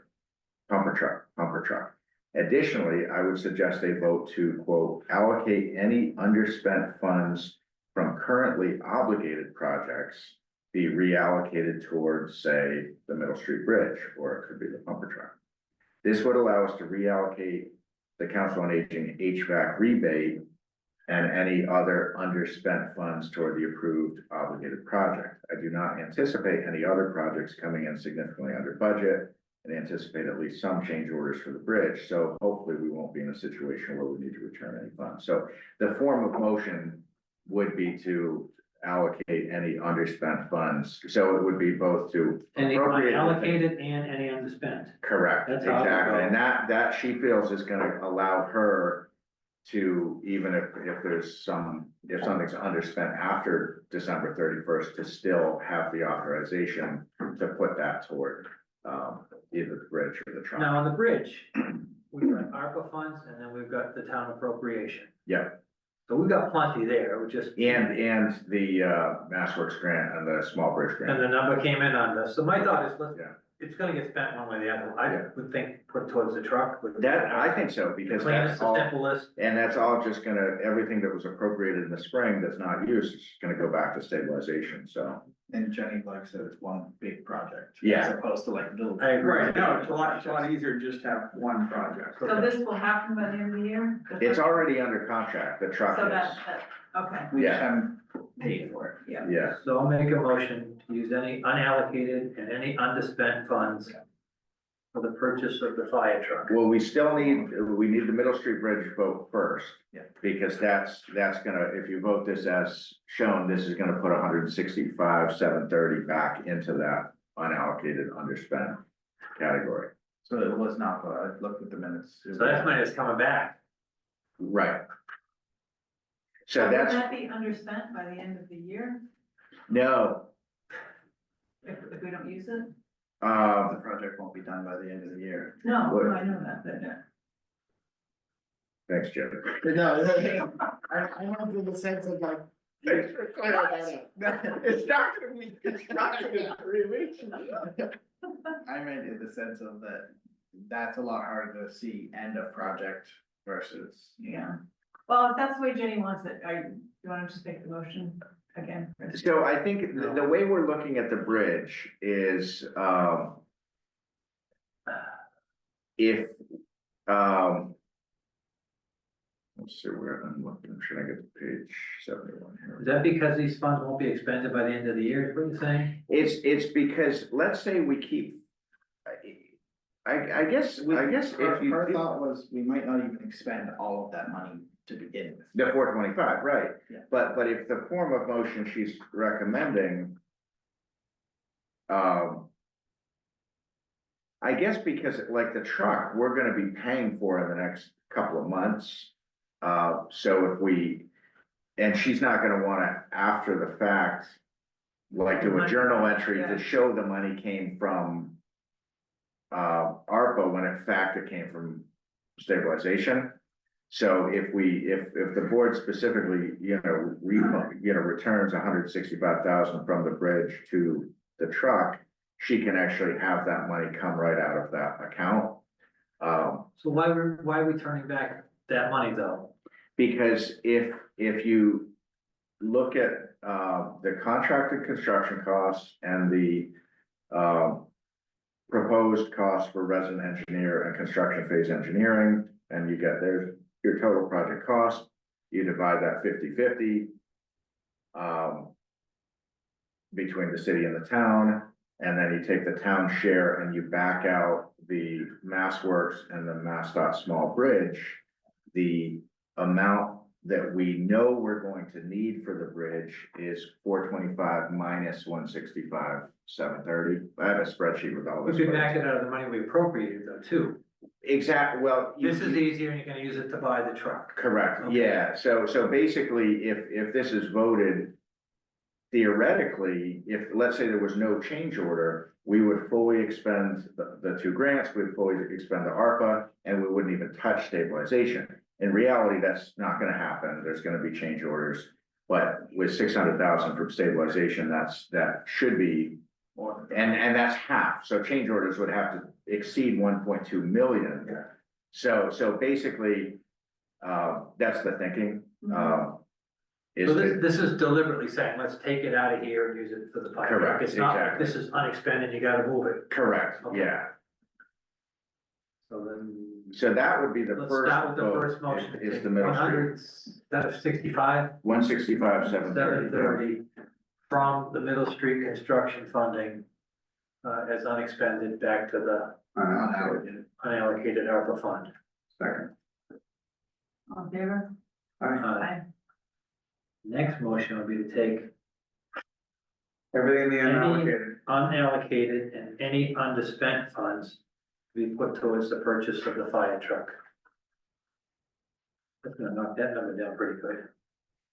Yeah, And that's all just gonna go back into. right. All right, second. Any further discussion? I would just say if, you know, I know we're getting toward December 31st, if you did want, like, us to buy cedar fence, you know, Mhm.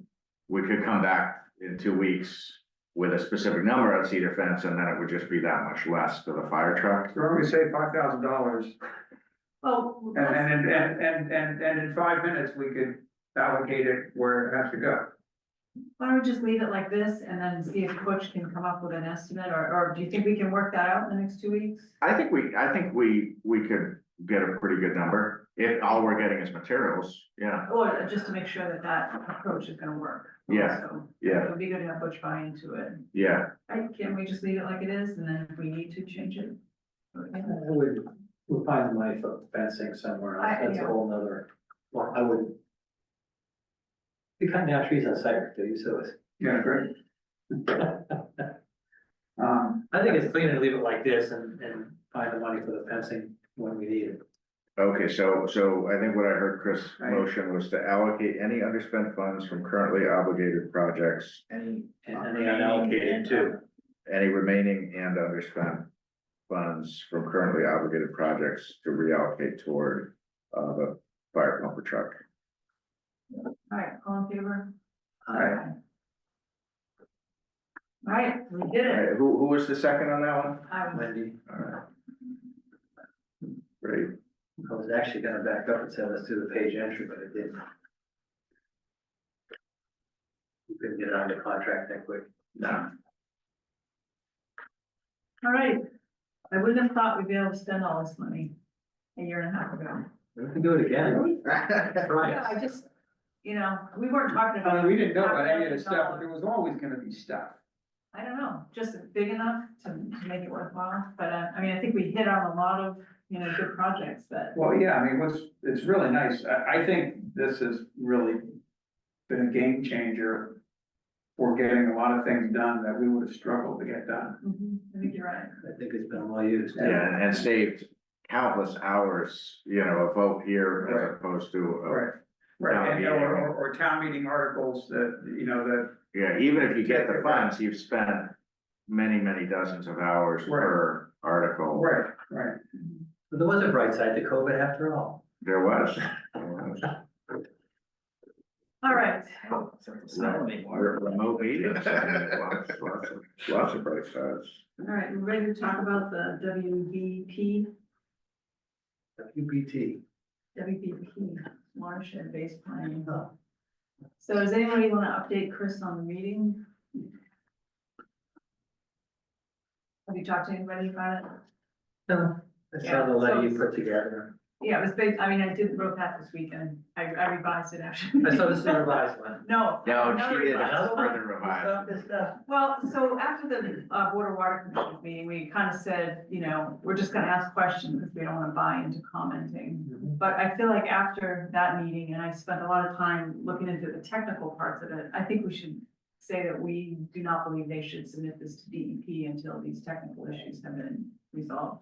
And then just attach, you know, compile all the I mean, I think our residents and board and committee members did a much Well, I better read the one job. letter from the new fellow that. Yeah. It was like, this is staggering. Why don't we just hire him as that consultant? You know, So that's a better approach to sit there and say, this is inaccurate. And then we're Time out. not buying into it because. I would not buy it. Yeah, This is the problem again with these documents. yeah. How long did they work on that document? You know, this is what we learned. It's already been submitted to DEP. This is the And we didn't even learn that till Monday night. Yeah, And I love this, you know, they want to be partners with West Newbury, this and, no, you don't. yeah. So, yeah, I find. The document is so flawed technically. That whole section of hotspots, I totaled it in my revision, oh, here it is. I totaled up the number, it's 191 acres of hotspots and it's all undeveloped land. I think they must have misranked them or something. Yeah, it did make There's sense. one parcel with one house on it out of that almost 200 acres and those are all hotspots. I mean, it's a. Well, I noticed one of the metrics was, you know, more acres was more points and a multiplier of like 3 times 15 points. Like, it seemed like size of the, parcel, weighed heavily in terms of making it a presumptive hotspot without any consideration of whether it's protected open space or owned by Or parking. a church or, you know, it's just like, yeah, and the questions that were asked Monday, the answers were really, basically, Probably they said, well, dismissive. this is what the state model says, and we didn't apply any kind of ground truthing or logic to it whatsoever. It's Because it basically doesn't what they matter. said. This is just a document to get us in the door for funding. I mean, that's literally what they said. No, it's not, because once they start reeling you in, they're gonna say you agreed to this document. So- No, that was what NVPC said to our questions. I mean, Rick and I kind of pointed out some technical stuff and the other thing, I mean, my first question was, is there gonna be time or, what I really meant is, do you intend to make any revisions based on our input? And she totally didn't answer that question, you know, she just sidestepped it. Well, and again, MVPC is not the entity that had any role whatsoever But in they're traffic certainly management. defend, I mean, It's they Woodard, defended it. it's Woodard and Current. They were brought in at the 11th hour to do a But don't you think, semblance or a pretext of a public process. don't you think they would have reviewed it technically? They had an engineer stand up there and, The Woodard and Current no, person, MVPC, did they have an engineer? yeah, the guy that used the environmental, I thought he wasn't with Woodard and Current? no. Not the first guy, the second guy was, the older gentleman. Yeah, Oh, he was the- with, The first three people were MVPC. right, so the young guy, Yeah, he was with MVP. so- yeah, he's Is the he- environmental, is he an engineer? I No, think he's like an environmental planner. No, I don't think he's an yeah. engineer. you could, the numbers don't add up, they give you the formula, they Yeah. give you the numbers, and the table results don't, it's like fifth grade math, I mean, it's crazy. Jeff Garrison was that guy, when he wrote his thing. right, yeah. So my thought, It's thorough. do you wanna look at this revise, takes the red lines out, do you wanna look at this, or? My thought is to have a cover, you know, with your input, and then to just collate all the comments we received and just organize it by, like, going through the document, you know, the first section, second section, like that. I prefer not to just attach everybody's comments, I would like it to have some kind of, you know, coherence, what do you think about that? I think that's fine, wherever you wanna do them in. The only two things I think, and I loved it in the letter about, bylaw and West Newbury proceeded. That should be in every correspondence that goes to them, that, and that we need to be treated as partners. You know, those two comments, they still don't get it. I think you gotta beat it into them. And I would incorporate sending it to all the people you have listed. trying to work in individual vacuums and it's corrupting the process. So Mhm. keep everybody in the loop at all times. I don't see why you wouldn't. So were you concerned about some of those, Angus? No, I Okay, think it's a good move. I do think it might be perceived by some as, Being in their face. but I think we need How to how do about that. open book? I That's think what I that's want. Right, right. no, I agree with it. We need yeah. to just, because, yeah, I mean, Rick, I don't know if you wanna give a little brief of the conversation we had with, after the meeting. But some of the insights we got from some of the city staff in terms of. Yeah, well, there's just kind of a power struggle is what it comes down to. Yeah. It's not clear. There are three entities, each of which think they have primary power in all things water. And it's not Only clear. three? wait, who are the three? The mayor, the city council, and the board of water and sewer commissioners. They think they have, Each Power in seems to water? think that they have power over this particular process. Rates. Right.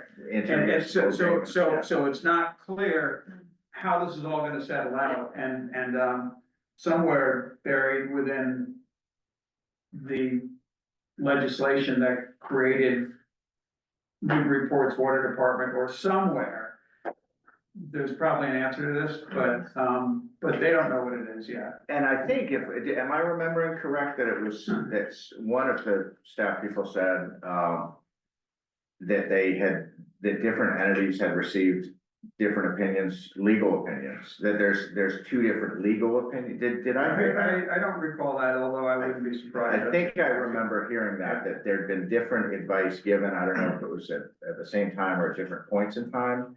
But one of my takeaways from that was that the Water and Sewer Commission, it's believed, has the authority to set rates, but that for the past 15 years or more. Oh, that's right, that Yeah, they sort of raised ceded, and brought to the they sort of council. ceded that unintentionally, Correct. probably, to avoid an argument or something. So- Ceded that to the city council, who So now now has the council adopted it. perceives Yeah, right. that they need to vote rates when in fact, and we're not, but it may well be that they really actually don't have any authority, but now they perceive. So it would be as if, I mean, let's say for the last 15 or 20 years, water rates have been brought to this board and you voted them. You certainly feel that you have to vote them, even if like the underlying law doesn't say you do. And it sounds like something like that developed over the last 15 years in Newburyport, to where now there's a perception of the council. that's gonna be a nightmare for us to try. Yes, it will, and we've known that for years, and that's why our first question to the mayor was, you have to figure out who needs to be at the table on your side. And we have not even gotten past square Well, one. So that's what our correspondence is, keep everybody at the table, is what I'm Yeah. saying. If you Yeah. do one or two, somebody's gonna claim foul that you never kept that man, so just keep them all there.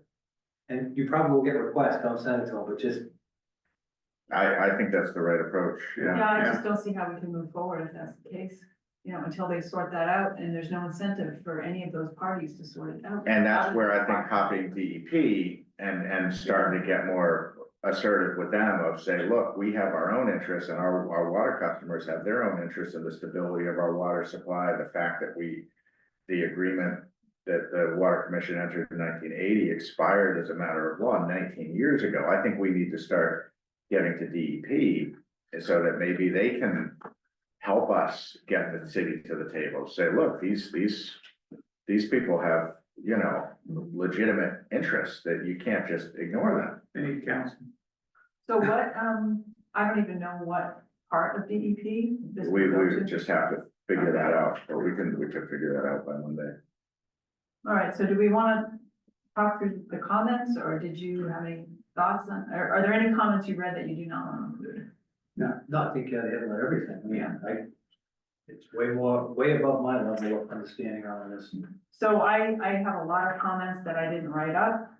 So my thought is if I assemble everything with my comments and send it to Angus, and then you get. I can send it to each of you, you can each have put eyes on it, and then on Monday, they did grant us on, this past Monday night, Chris, they did say they would accept comments until Monday morning, and then they said Monday noon, so we do have till Monday noon. You don't need my vote, it's just, I have, whatever you put together, plus Jeff's comments, plus, open space. Well, the guy would incorporate everybody. Right, I have no problem, you can have at it, as far as I'm concerned. Well, I would feel better if you read it. I'll Yeah, just read it, I just, I'd like to see it, and Yeah. I have no question that you'll get it right, but I'd like to see it. Yeah. before it goes out. Okay. Any other thoughts on that? Yeah, there was hardly anybody from Newburyport there. There were more people from West Newbury there than Right, Newburyport. that was ironic, wasn't it? Yeah, I don't think there was anyone from Newburyport other than staff people. Right, other than the water department, no town planner, no Right. conservation. I mean, Right. they don't even have their own stakeholders at the table. Never Right. mind. It's funny, Chris, walking in from the parking lot, I happened to see the mayor. We happened to be walking, and I was like, I was like, oh, hey, how you doing? And I was like, this is gonna be really interesting. Turns out he was going to a completely different meeting. The school committee was meeting at the same time in the same building. Oh, I think you're gonna say an ice cream social or something. Yeah, no, so I actually had a glimmer of hope that, oh my gosh, the mayor's gonna be there, like maybe we can really yeah. gain some, get something done here, and then, no. No,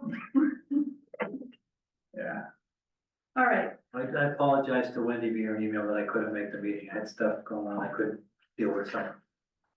I would have liked to have made it. I don't think so. that's okay. Unfortunately, there was nothing to commit you to, so. All right, let's move on, updated drafts to the Kentucky Regional Agreement. So I didn't realize we were gonna vote at that meeting, so I was totally unprepared for that, but I went back and looked at the agenda and it did say we were gonna vote, so, sorry. You never should do that, and that's, Yeah, you're it's under just- pressure with, you yeah. don't know what they're throwing at you, so I appreciated you said no. All right, Well, anyways, I will make a motion to approve the modifications to the Pentucket Regional School District as posed. I'll second, but I want discussion. yeah, Good. so I still am concerned about that, what's it called, the circuit rider thing? Because the way that sentence reads. Circuit breaker, Circuit breaker, sorry. I don't know.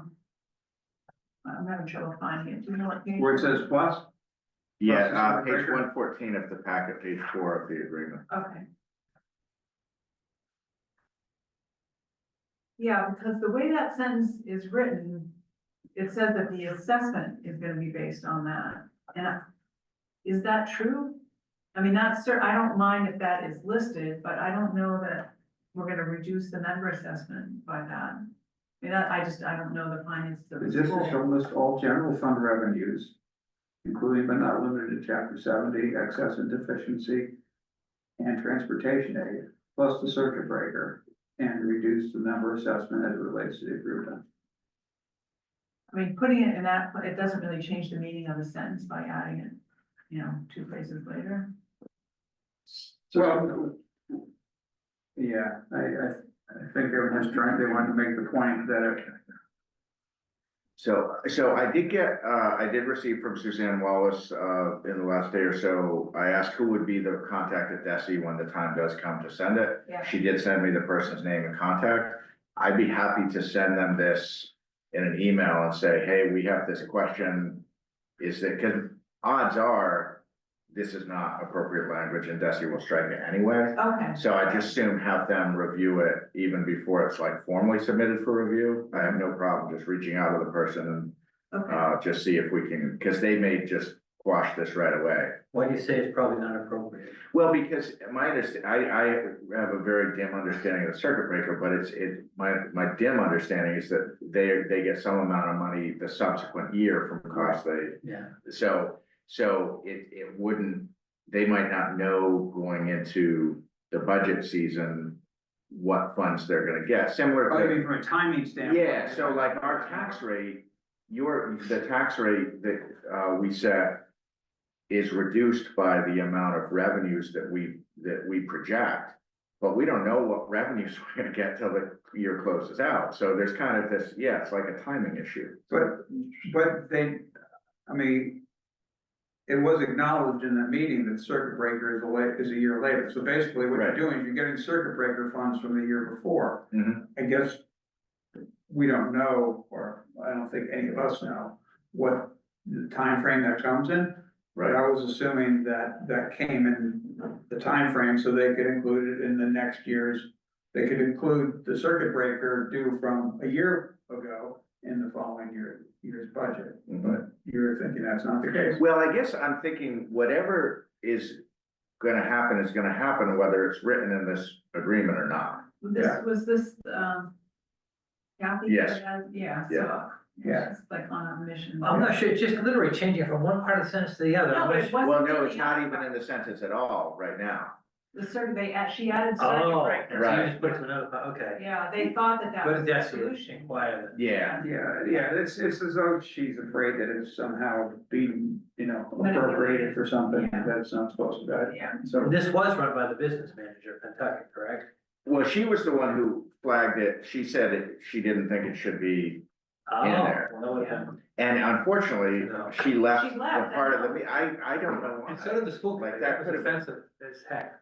Well, yeah, that didn't really bother me because they're not a party to the agreement, but I did expect Suzanne would have stayed because It's not a party, but it passed. when we got to that slide, I thought she was gonna be the one speaking to why it was problematic, and I looked around, she wasn't there. I'm like, Okay.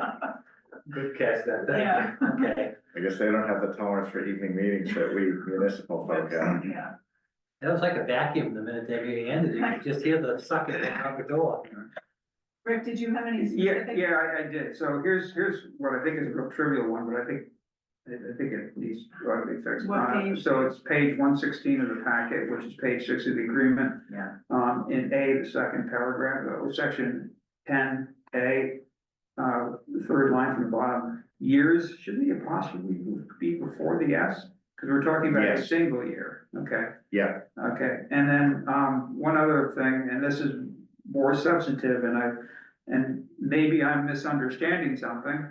On page, 119 of the packet, page 9 of the agreement, and I don't know why I didn't pick up on this before, section 14A, about 2/3 of the way down the paragraph, says by a majority, okay, well, I'll actually read the whole thing. The amount of debt authorized by the regional district school committee by a majority of voters present and voting on the question. So this is at a town meeting, and we're voting on debt. Does it really take a majority? I thought it always required a supermajority to take on debt. Wait, but where are we're you? not issuing the debt, Pentucket's issuing the debt. But we're giving approval for it. Each member town which would bear financial responsibility for the debt through assessment of all or portion of the principal and interest on such debt shall hold a town meeting for the purpose of expressing approval or disapproval of the amount of debt authorized by the regional school committee by a majority of voters present and voting on the question. Maybe I'm off base, but. It's a good question to ask. My guess is the answer is probably that since we're not holding the debt, that it's a majority because it's in the budget that we're, the school budget that the voters are. But it's a great question to ask. The reason I'm guessing that is because I know this agreement went through Desi the last time around. Yeah, So if it was a 2/3, it wouldn't have gone through, is my guess. yeah, okay. But I can tell you it is, obviously, we're not holding the debt, so Okay. it's not gonna. Yeah, and I But understand that. that's a great but, yeah. question to ask, yeah. No harm in that, yeah. Any other, questions or concerns about the change? No, okay. So we wanna vote? Maybe, why don't you wait and then, Okay. I'll send it to Desi and I should be able to. Quickly? I'll call the person on the phone Okay. and just explain it and let them know this is just kind of, we're just trying to get it right and that it will be formally submitted to that office sometime in in a couple of weeks So the or. formality, do you wanna make the vote, just vote it down? A motion? And then cause them problems having to bring your item back up. How do we do it best, then, you just? I would just say- I would just table it, yeah. Draw the motion, there you Yeah. go, done, thank you. I forgot that you had made a motion, Chris. Sorry, I looked at you so blankly. Just to have discussion. Yeah, okay, Did you look at me blankly? yes. You just think it, Bert. All right. Authorization to sign and submit letter. Yeah, this letter was thrust in my face at the same meeting. I guess, are you comfortable with the business manager reportedly having answered this? Chris? He said she did, I don't know, I have no, mean, I understand what they're saying, there's no harm here, it's just a request. Not just, what specific part of it was that you wanted clarification on? I just like to verify facts and figures, and Yeah, yeah, yeah. we claimed that she did verify them. So we're, significant cut, 293,000, we won't receive the full 507. I just don't want to put out a letter that is, we'll sign on to a letter, but What do you? Oh, okay, so you're saying the numbers, the exact yes, numbers? the fact was verified by the business Yeah, manager. This was right. one person who put a letter together. Yeah, I just thought it needed verification, and he said it was Do you think we can trust, this was Rob, right? This wasn't even Chris. correct. Do you think we can trust his word on this? Or should we ask the business manager independently? That was Chris's concern. He wanted verification and Rob overheard Chris saying that and he said, oh yeah, she approved it. But Oh, is that adequate? I mean, it's, I guess I'm asking the question so it doesn't feel adequate to me, you know? Should we get independent confirmation? I could definitely send it to Suzanne and just have her, Is this accurate? Yeah. Presented to you for verification. Would you mind doing that? Just, Yeah. do you want to vote to approve it, assuming? yeah, I think that would be, yeah, So sure. assuming her verification. Yeah. yeah, So you can motion to yeah. approve it, and let Wendy sign. Second. All right, all in favor? Aye. All right, so if you let me know, I guess I can come in and sign it right away. I know they wanted to get this in, but. Okay. August is just the 26th. All right. Review and approve FY 26 budget policy.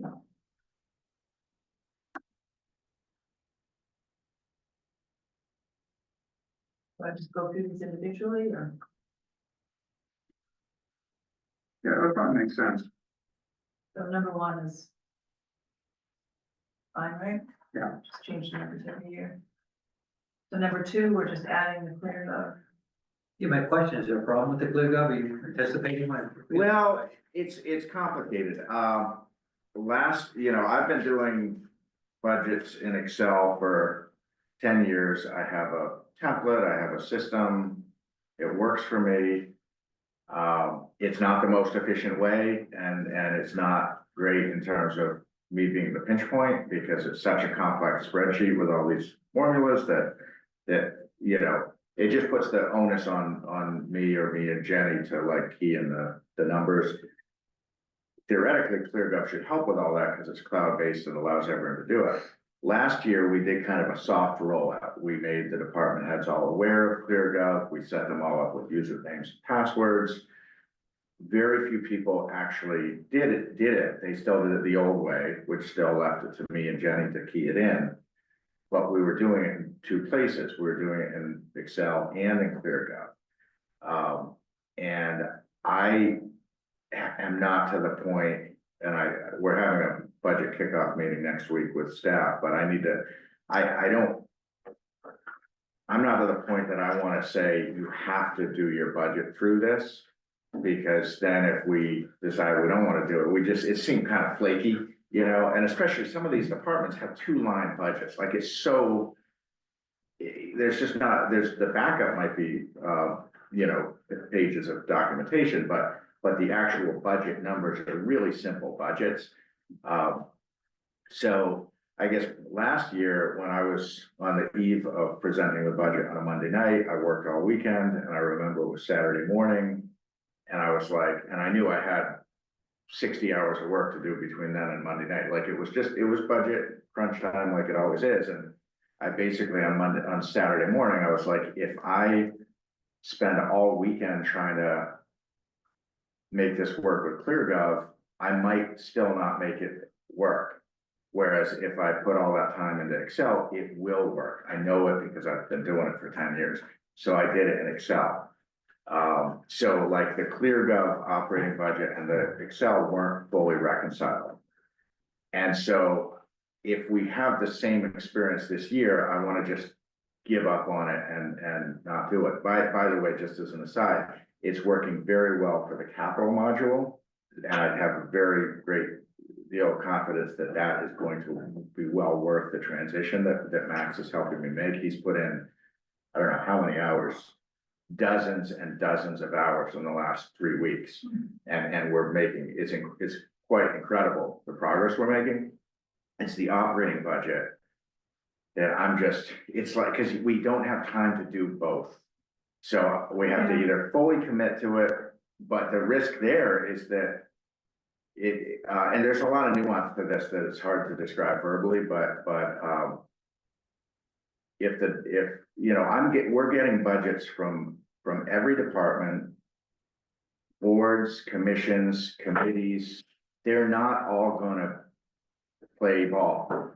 So they're still gonna be sending me data. So me or Jenny is keying it in. And so last year we were doing it both. We were doing it in Excel and ClearGov. And my feeling is giving ourselves 2 budget cycles to see if this is gonna work out is reasonable. And that's what we've done by putting in the FY25 budget.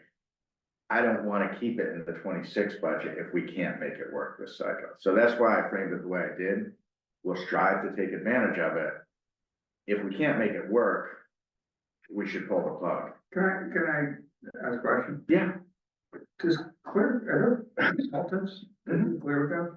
Yeah, Would it? there's a lot of technical support. Would it make sense to bring somebody in for a few days to?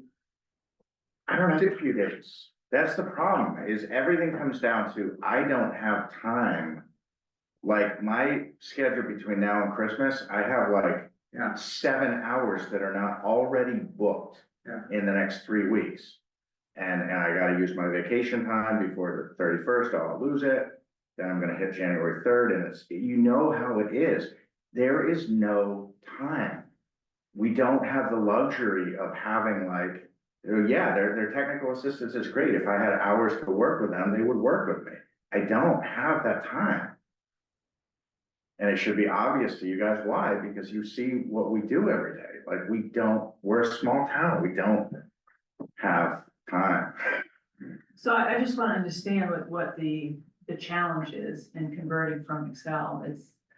Do you have to interpret what's in Excel into the ClearGov format, or it's not just data entry, right? It's So when a department head puts in their request, that comes to management to either approve it as proposed or to modify it. And you can put in notes and you can attach files, they can attach files. There's a lot that people can do. But it takes people investing in that to make it worthwhile. If they're just putting in their numbers, but then they're giving you their papers. And then I'm like, okay, well, do I scan those and attach those to their thing? And then if me and Jenny are the only ones accessing that anyway, like we might just as well have it on a shared server. It's not that the software doesn't have the capability we thought it had, it does. It's just, when I was in Westford, they had a full-time budget manager. All that person's job was 40 hours a week, 52 weeks a year was doing a town budget. Like you can spend an amazing amount. I don't have that kind of time. I'm doing it on weekends and working 14 and 16-hour days. That's the only reason I've been able to do a budget for the last 10 years.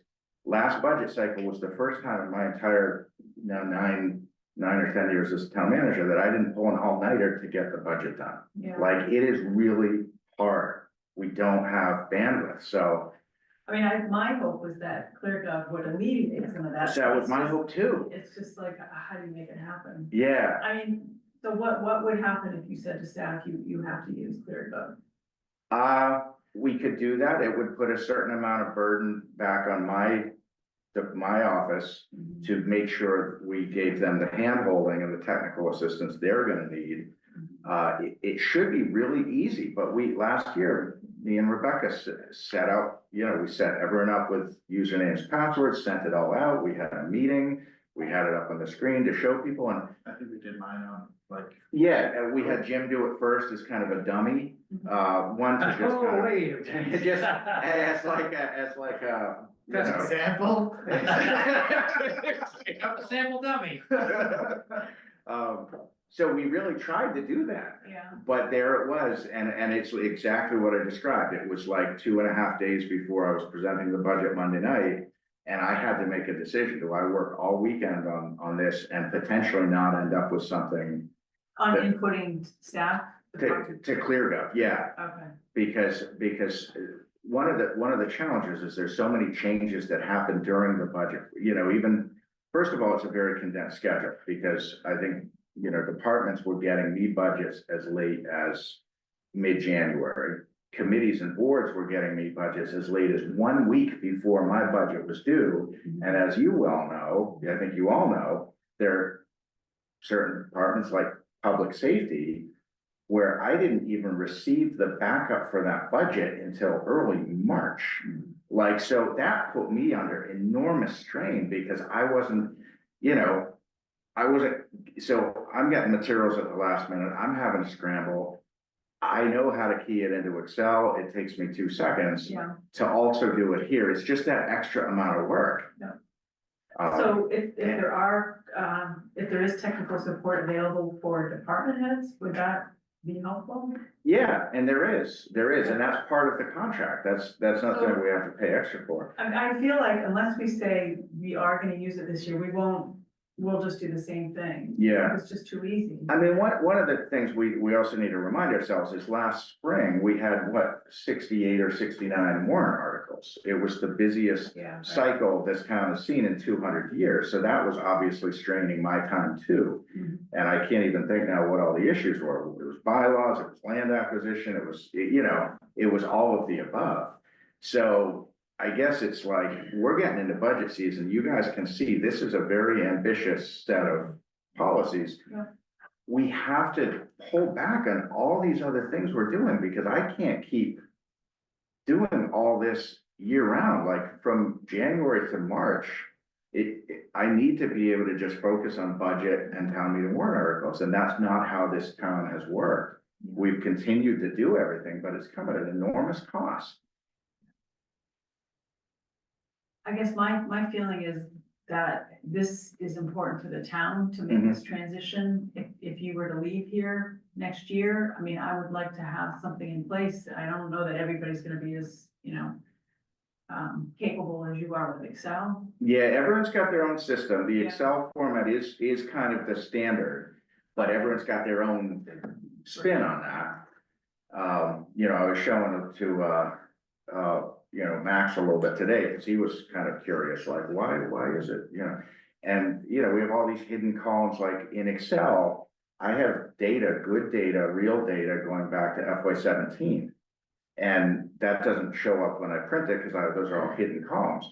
But if I wanted to run a report from Excel to show you expended from FY17 to FY24, it would take me like 10 minutes. I'd just unhide some columns, reformat it. And so once we start with ClearGov, we're not gonna have 9 years of institutional data. So that's part of why it's hard for me to like let go of that. Yeah. Because if I don't simultaneously keep the Excel one updated, even for one budget cycle, it kind of, you lose the value of all that prior thing. Now, what Rebecca told me is, and she and Jenny went to 2, you know, better part of 2 full days of training with DOR in Worcester in the last 6 weeks on the financial forecasting, which I wanted to go to, but I didn't have time. She said that based on that, where that does have that prior data, she thinks that financial forecasting is going to allow us to do a lot of the things that we would want that we would use that old data for anyway, in terms of, you know, projections and trends and things. So it's just very difficult. Budgeting is very difficult at every level. But you know, the goal is to have something that's not having like the actual keying in of data. We want to try to not have the landing on the 2 of the busiest desks in the building, which is me and Jenny. And that's how it has been for 53 articles last year. Yeah, what we have right now. Yeah, we've got a running list right now of potentially 35 articles for the spring, and here we are in early December, like that's before. Well, we're gonna be a lot more rigorous this year. I think we're gonna have mutiny from the residents if we have another So one like that. I'm definitely, I'm definitely prepared with department heads to, you know, I would be willing this year to say, we're gonna require you to do this. There's still gonna be some, like some of the elected boards that Yeah, it's just like, you know, you can't force it. right? yeah. Yeah. I don't know, how do you guys feel about the clear gov? Do you wanna change the language of that at all, or? I don't want to change the language, I understand the learning curve and the comfort level of getting in the past life, I had to do the same thing once. Yeah. And you're very resistant, I had a lot more time available to play and deal with it while you're transitioning, it's very tough. So I'd give it another year. I mean, Max has learned more on the capital thing in the last 3 weeks than like, and I'm learning now from him because he's spending hours at a time pouring through it and learning it. And that's something that, unfortunately, I just don't have that kind of time. Is it possible that he could assist you with the budgeting piece, now that he's? It's possible. Yeah. Yeah, I don't want to overcommit because obviously we've given him a lot of Right, additional responsibilities, but Jenny is really adept at the operating budget. She's put in a lot more time than, and I did make the operating budget. She's adept at the operating. The operating budget and the personnel budget. We have 3 modules. We have operating, personnel, and capital. And they're all 3 different. They're similar. The interface is similar, but it's the personnel is quite, you know, we have a similar challenge of any time someone's wage changes, whether that's because of a mid-year adjustment or whether that's because of, you know, so this person leaves and you hire that person at a different rate. That's all stuff that's then got to be keyed in to keep the software current. So, so if the intention is for staff to use it, I wonder if having this language in there gives them an out, you know, if it doesn't work this year. I mean, I agree with you, if we can't make it work this year, then we should abandon it, but I don't know that it needs to be part of our budget goal. so are you suggesting maybe use the same kind of language we had last year and not have that additional stuff? Yeah, I mean, I think we all understand it. Not saying we're gonna jettison it. but- Yeah, okay, I'm fine with that. And instead of strive, just say, we'll take advantage of. Yeah, so the same language as last year. Yeah, Yeah, I mean, with us understanding that. yeah, I'm fine with that. I just wanted to let you guys know that despite, you know, best efforts, you know, we haven't yet realized the, I mean, those kinds of transitions usually take weeks of dedicated effort, you know. Right. You know, like software transitions and that Yeah. kind of thing, yeah. And if you're gonna be letting the department heads know that they're gonna have to get on board with this, you have to also provide them with the support help that ClearGov provides. So yeah, they've got to understand that. yeah. So, you know, if it doesn't work this year, should there be an article to support bringing in somebody from the outside for 4 weeks or some period of time to try to get things fully up to speed? You know, to bring in a hired gun to get it up to speed where you then are comfortable that it's working well enough. I mean, is that practical? Is that possible? I mean, I don't understand enough of the dynamic, Yeah. quite honestly, to understand if that's possible, but. Yeah.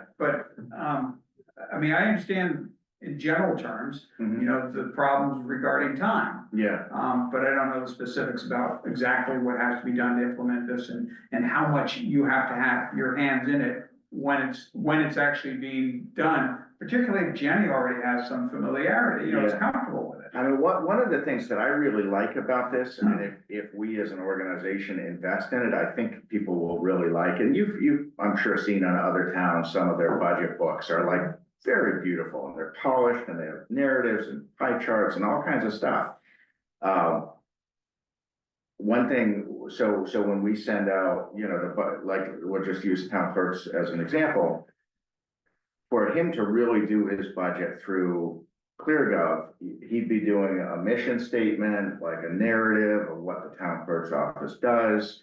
You know, some stuff that's not part of like the historic budget process where they're just submitting a spreadsheet with some numbers. Like, it's a more qualitative document. They're submitting like a standalone budget. But it's all through this, which when I then create a budget book, it integrates all that. So if everyone's putting in good stuff, it's really can produce an end product in terms of a budget book that's much more of like you would want to sit and read on a Saturday, rather than right now you get a lot of numbers, but you don't have those qualitative things. You don't have the narratives. Your goals in there. Yeah, what you're hoping to get, what your department's hoping to get done for next year. Right now, we're kind of getting that stuff, but it's all piecemeal. We're getting it in meetings, we're getting it verbally. But there's not any kind of like uniform high standard, you know, because I'm kind of by necessity looking at it pragmatically. I need the numbers. Yeah. So. I wonder if it would be worth the departments that you know are gonna struggle or resist to get them with a consultant early or whatever technically. Yeah, no, I think that's a great suggestion that we could put in place very quickly, and we could, because we're gonna have a budget kickoff meeting with all staff or all departments next Wednesday. Because I assume you're gonna vote some kind of direction tonight, and I'll send that around, and we'll have a meeting next Wednesday. And I can say, we're gonna require this year. If there's anybody who needs any support, we'll get you set up with training. I'm fine with doing that, but I can tell you, and you know, there's certain departments, they're just not gonna do it. And that's, you know, probably a good test of, you know, town manager act and actually exercising authority and saying, you know, like you have to do it. Or no budget. Well, yeah, we're striking the language about the gov platform, what about adding language that all department heads will strive to get up to speed and use ClearGov? I think we should not say strive, I think we should say must. I was gonna say manual is what I was thinking, but yeah, use something soft, use the software, let's go. No, not for this, I think it has to be very Well, clear. I'd like to substitute that word, and you will have the necessary support Oh, okay. too, yeah. I think- Yeah, so how about something like each department's budget, comma, and the overall town manager budget or the overall town budget. Preparation presentation shall take advantage, something like to basically make it clear that it's not just that that's a burden squarely on my desk, it's like each department Yeah, has to use It's it. not optional, you gotta start getting on board. Yeah, and then to add something along the lines that the town manager's office shall provide both directly and through access to ClearGov technical support, you know, whatever support is required to, yeah, I like that. that's good. But don't phrase it in such a way that too much of the responsibility gets dumped back to you. Right, well, but even if it's us setting, like Rebecca setting up trainings for Okay. people and she's still gonna be the point of contact with the company. Good. All right, That's number two, we don't have to say. I know. So on number 3, I was wondering, do we wanna like resume putting money in the school stabilization fund? Same thing. Yeah. For potentially for page, correct? Well, for anything. But if you're putting it in on one hand and taking it out on the other. I know, but it just, I think it helps people understand that, you know, the schools cost a lot and. So I think that's a great idea. The question is, where do we want to draw that money from? Yeah. I think free cash, Yeah. plenty of free cash, right? So I actually did, before I sent this around to you, I had a draft new one that I've written about creating a new school stabilization fund for Page School. I ended Oh, up, new one? yeah, I ended up taking it out before I sent it around because I just didn't know if that would seem Presumptuous? yeah. No, it's not. It's not, no matter what, you gotta put money in. I think it's actually brilliant, because now it puts it in the head, we're gonna be doing something. Yeah, so we could put in to create a Page School Stabilization Fund and to initially capitalize it, you know, whether through raise and appropriate or through transfer from existing funds. And in reality, it's gonna be a free cash transfer into that fund. But yeah. But yeah, actually putting a name to it so that if You people could call it see. elementary school. But if people see that we're benefiting from the old stabilization fund on the one hand, and on the other hand, they see that we now need to build for Page for similar benefit in the future, I think it makes sense to have two separate Okay. items there. That's cool, and that's the way for the winter. Right. No, I like it. The elementary school stabilization fund. James Blatchett Stabilization Fund. I mean, I'm- New school name. All right, what about number 4? So are we gonna add that as number 4, Angus, or? Yeah, Right, okay, so. The blue, engine stabilization, we good on that? Yeah. All right, what about the water commissioners? Good? Yeah. Alright, the next substantive one is the stabilization, this is the capital, right? Yeah. Capital stabilization fund, this is number 8. That looks good.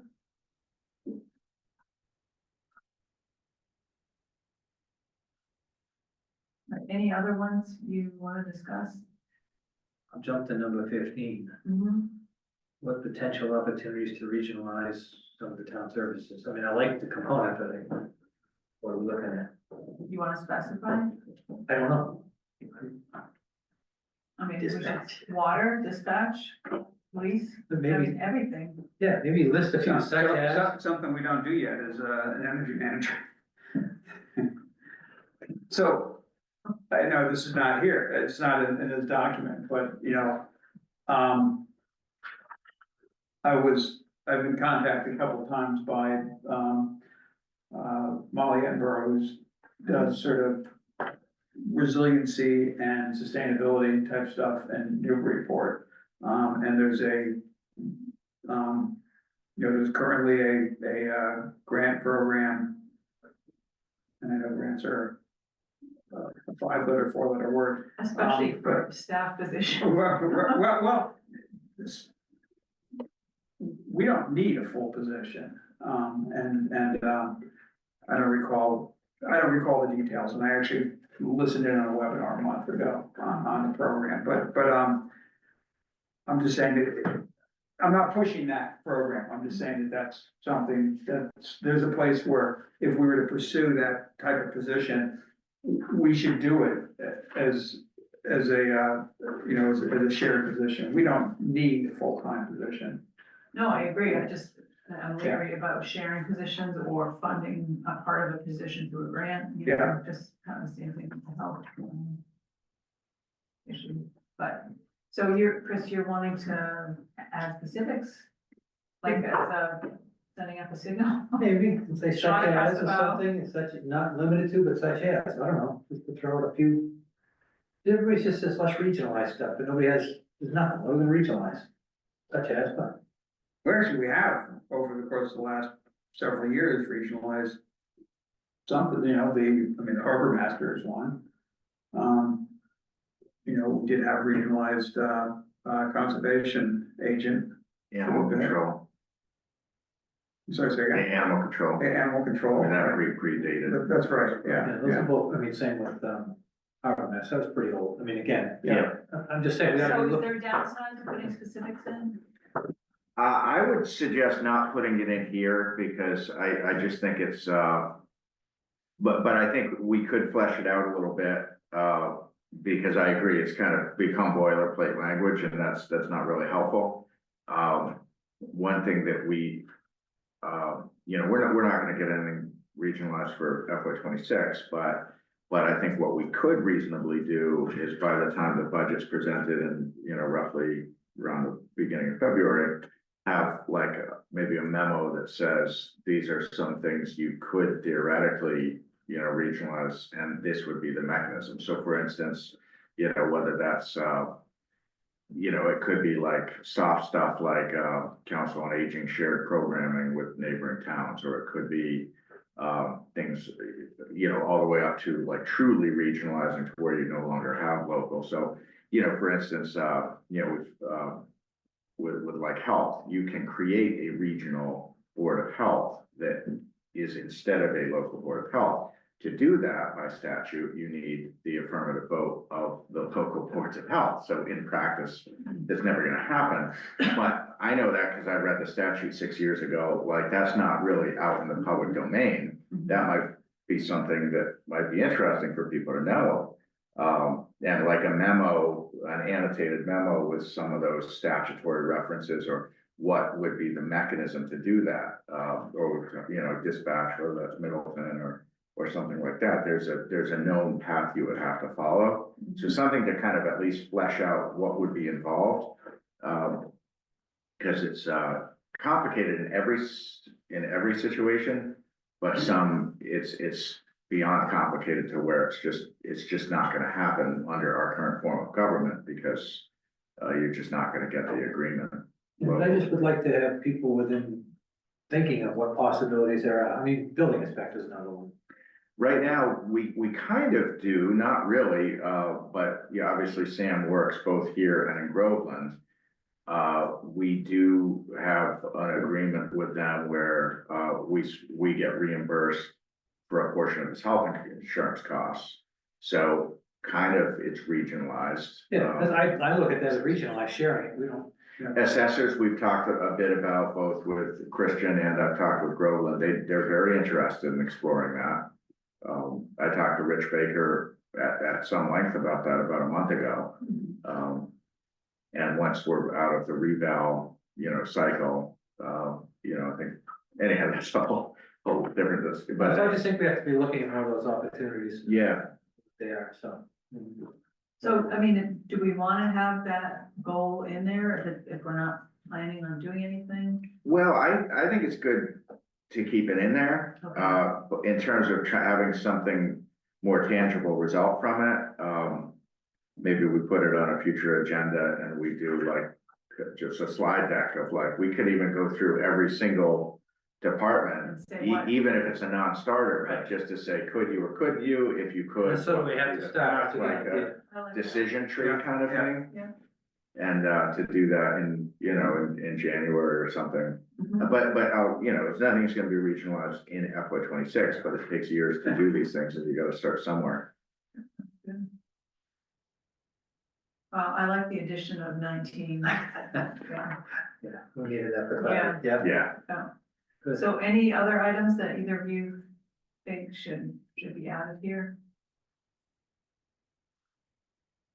I think that's a lot.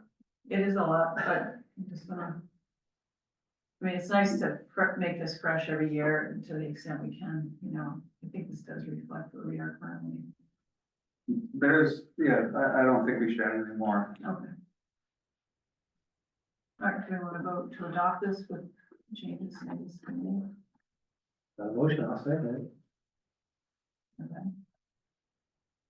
All right, any further discussion? No. All right, all in favor? Aye. Thanks for the time and this. it's great, it's a good, I think it's a nice document. It's all and like- it's- Yeah. Good. Okay, meetings, those meetings look okay? For you two world travelers? I never go anywhere. So. You good? Rick, any travel plans that these dates conflict with? I don't think so. I went through, I ran out of time going through all of them, but the first half was fine, and I'm assuming I can make any of them work that aren't currently. I have no big plans, travel plans. Only other question, do we want to lock in the April? Date? That's what the bylaws say, so, yeah, I think Mhm. that's what it's gonna be. I mean, the board does have authority to deviate from that, but I don't think it would. Unless it had a specific reason to. Yeah, I mean, the one that I saw that for me is, it's not, I mean, I can work with it, but the February 20th. I know my, daughter and son-in-law are gonna be back here for a few days, and that's smack in the middle of it. Yeah, it is, I think that's school vacation week. That is, yeah. So I, you know, it's definitely possible, you know, I might be looking to Mhm. take some time off that week. So we want to try to resolve that now, or?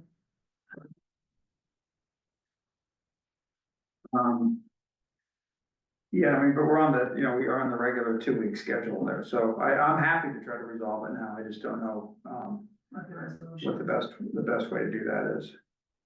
Yeah, that, you know, in March, we'll be getting into the pre-town meeting. Right. Joint meetings. Right. I mean, I could see, let's see, maybe, yeah, if anything, I think we're probably gonna be adding meetings. I'm certain we're gonna be adding meetings, because we'll be, so, You think maybe? you know, maybe we look at something like the 6th, the 13th, the 27th. Then March 6th, you Yeah, know, and just skip that week, but that way, because we're gonna need that many meetings anyway. right. And I'm looking at my calendar and, you know, I'm fine with that. I mean, it is what it is. It is what it is. All right, so you said, So February 6th, February 13th, February 27th, and then March 6th. okay, Let me just, Not February 20. Right. Yeah.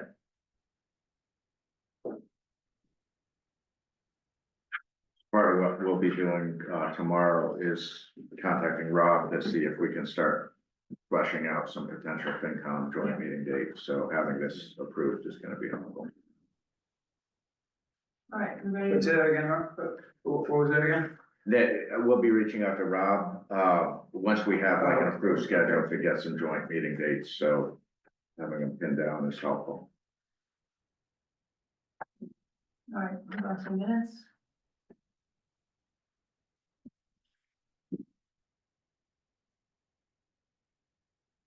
Under A, town manager updates, second to last sentence, says manage which funds are being drawn from as well as bill pay. Yeah. Should I be paying or? Uh, Yeah, I'm trying to make sense which of funds that. are being drawn from? I would just say to pay which bills. Just because, Drawn from first to pay bills. or just strike as well as bill pay. Yeah. I think Which funds are being drawn from? In which order or something?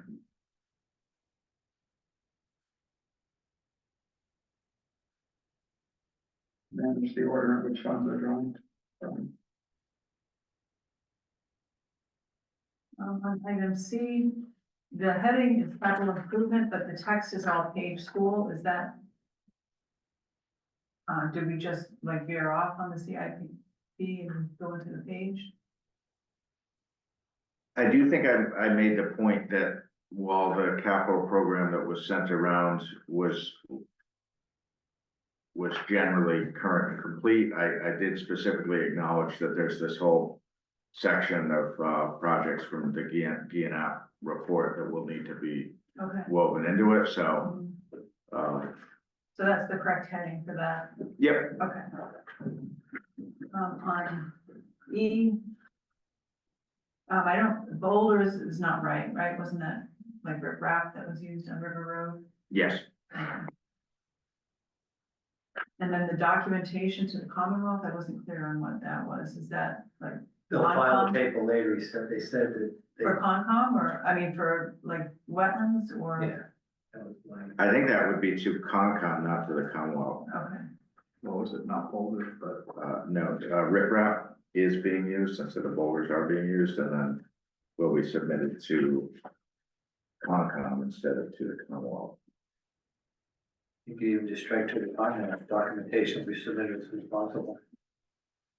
I think. You know, somewhere in the conversation, I recall the word boulder was used, and I don't remember why, but I'm pretty certain that somewhere in the discussion, there was a reference to boulders. Perhaps there was, but it's Yeah. incorrect. Right, Broken boulders. Yeah, teeny boulders. no, because I just remember thinking, really? yeah, somebody did say the word boulders. Yeah, I remember that. How come you guys ever remember that? well, when it's something that doesn't, Oh, that seems odd, yeah. doesn't Yeah, I just completely make. Butch out there with like boulders. You could do it.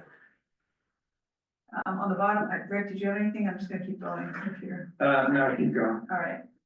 On the bottom of page 130 of the packet, Oh, I did have something on 29, actually, sorry. You, under capital D, Board committee commission updates. The town will receive data from National Grid, which will then enable the town to draft an RFP to potentials. So actually Colonial is drafting the RFP. So, yeah. So we'll enable the town's consultant, Colonial, to draft an RFP. Well, it kind of says that. Well, we, And the work on Well, they RFP. want town to draft an RFP. With the help of Colonial, Yeah, by help we mean. they're doing They're it. doing all the work. Okay, I guess that's a fine point, maybe.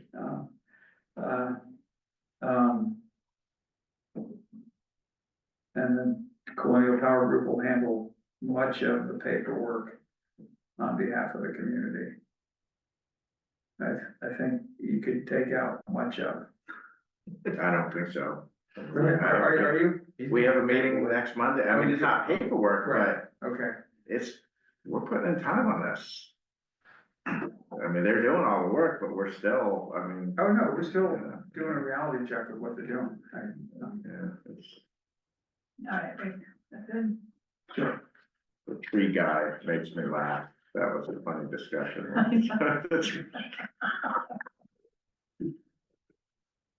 All right, next page, item H. The final sentence says studies affiliated with compliance, such as the traffic analysis. It's not compliance really, right?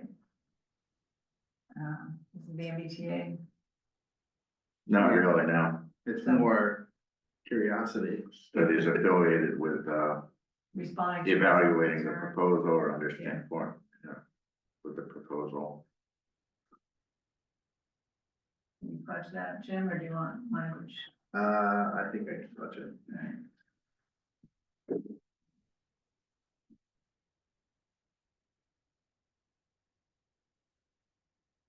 All right. Next page, F. Okay, actually, can we, we're on page 130, so, I was moving on. okay, but on page 30, this is at the top of the page, not the bolded text, but following the votes, and the paragraph starts following the votes. While suggesting using the funds to repair the rear entrance at Page School and restore The front entrance. it. Yeah, that's what it should be, the front, yeah. And less than the rear one needs to Well, work as well. it might as well, but I don't think Chris noted that. Did you? No. Next page, D. First sentence, instead of schematics, I would just say Newbury Court's plan. According to Jennings, there's two missing. Yep. Anything else, Rick? No. Okay. Approval minutes of November 21st, 2024, as amended. Sorry.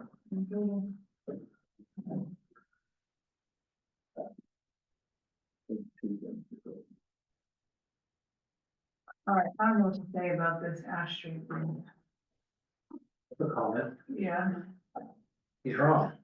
yeah, Because I was in favor of speed bumps. To me, that was simple, inexpensive. And conversation was, we need an engineer. And then we came, well, we're gonna let it run out. And that's an upside down speed bump. I said, I can live with that.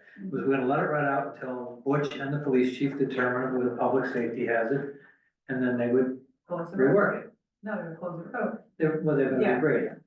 So, yeah, this is, and at one point, the Concom had a whole work plan. We read it. She's gonna go count dead animals and We submitted all of that. this and that. So In January. This is, no, you'd have to prove documentation that we, I mean, basically what happened, so we had to file basically a project notification form last September.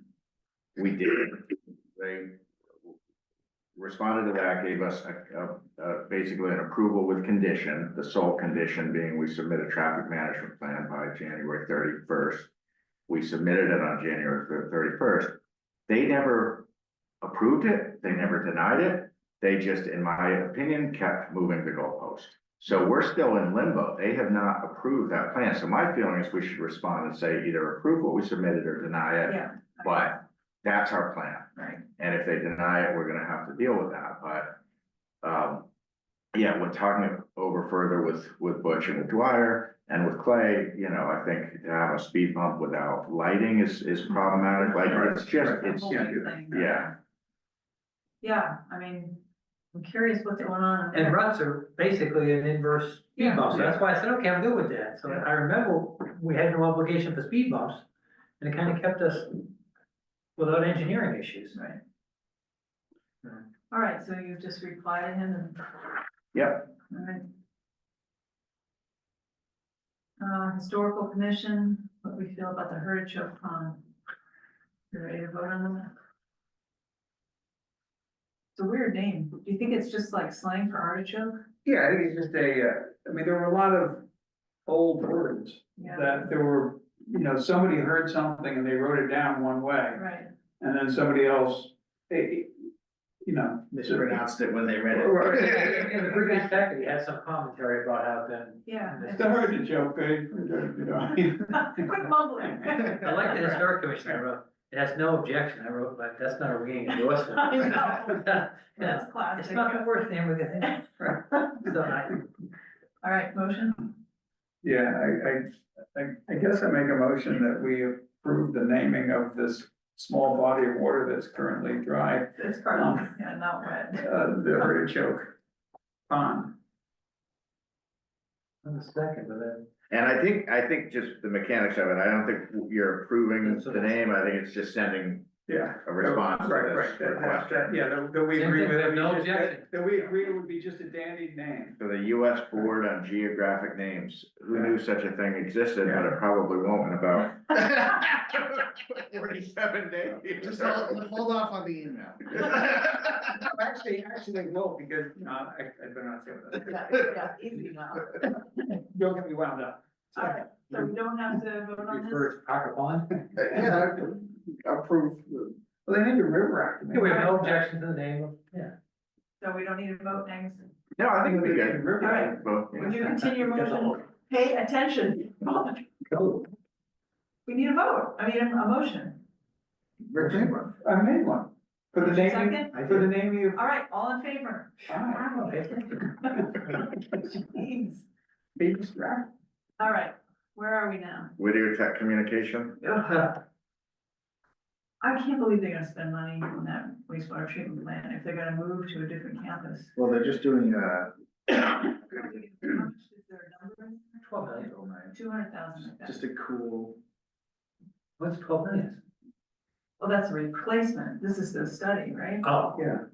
yeah, I think the idea would be hopefully patch it together until. Assuming they can do that. they're not asking for anything, just tell us, Right. right?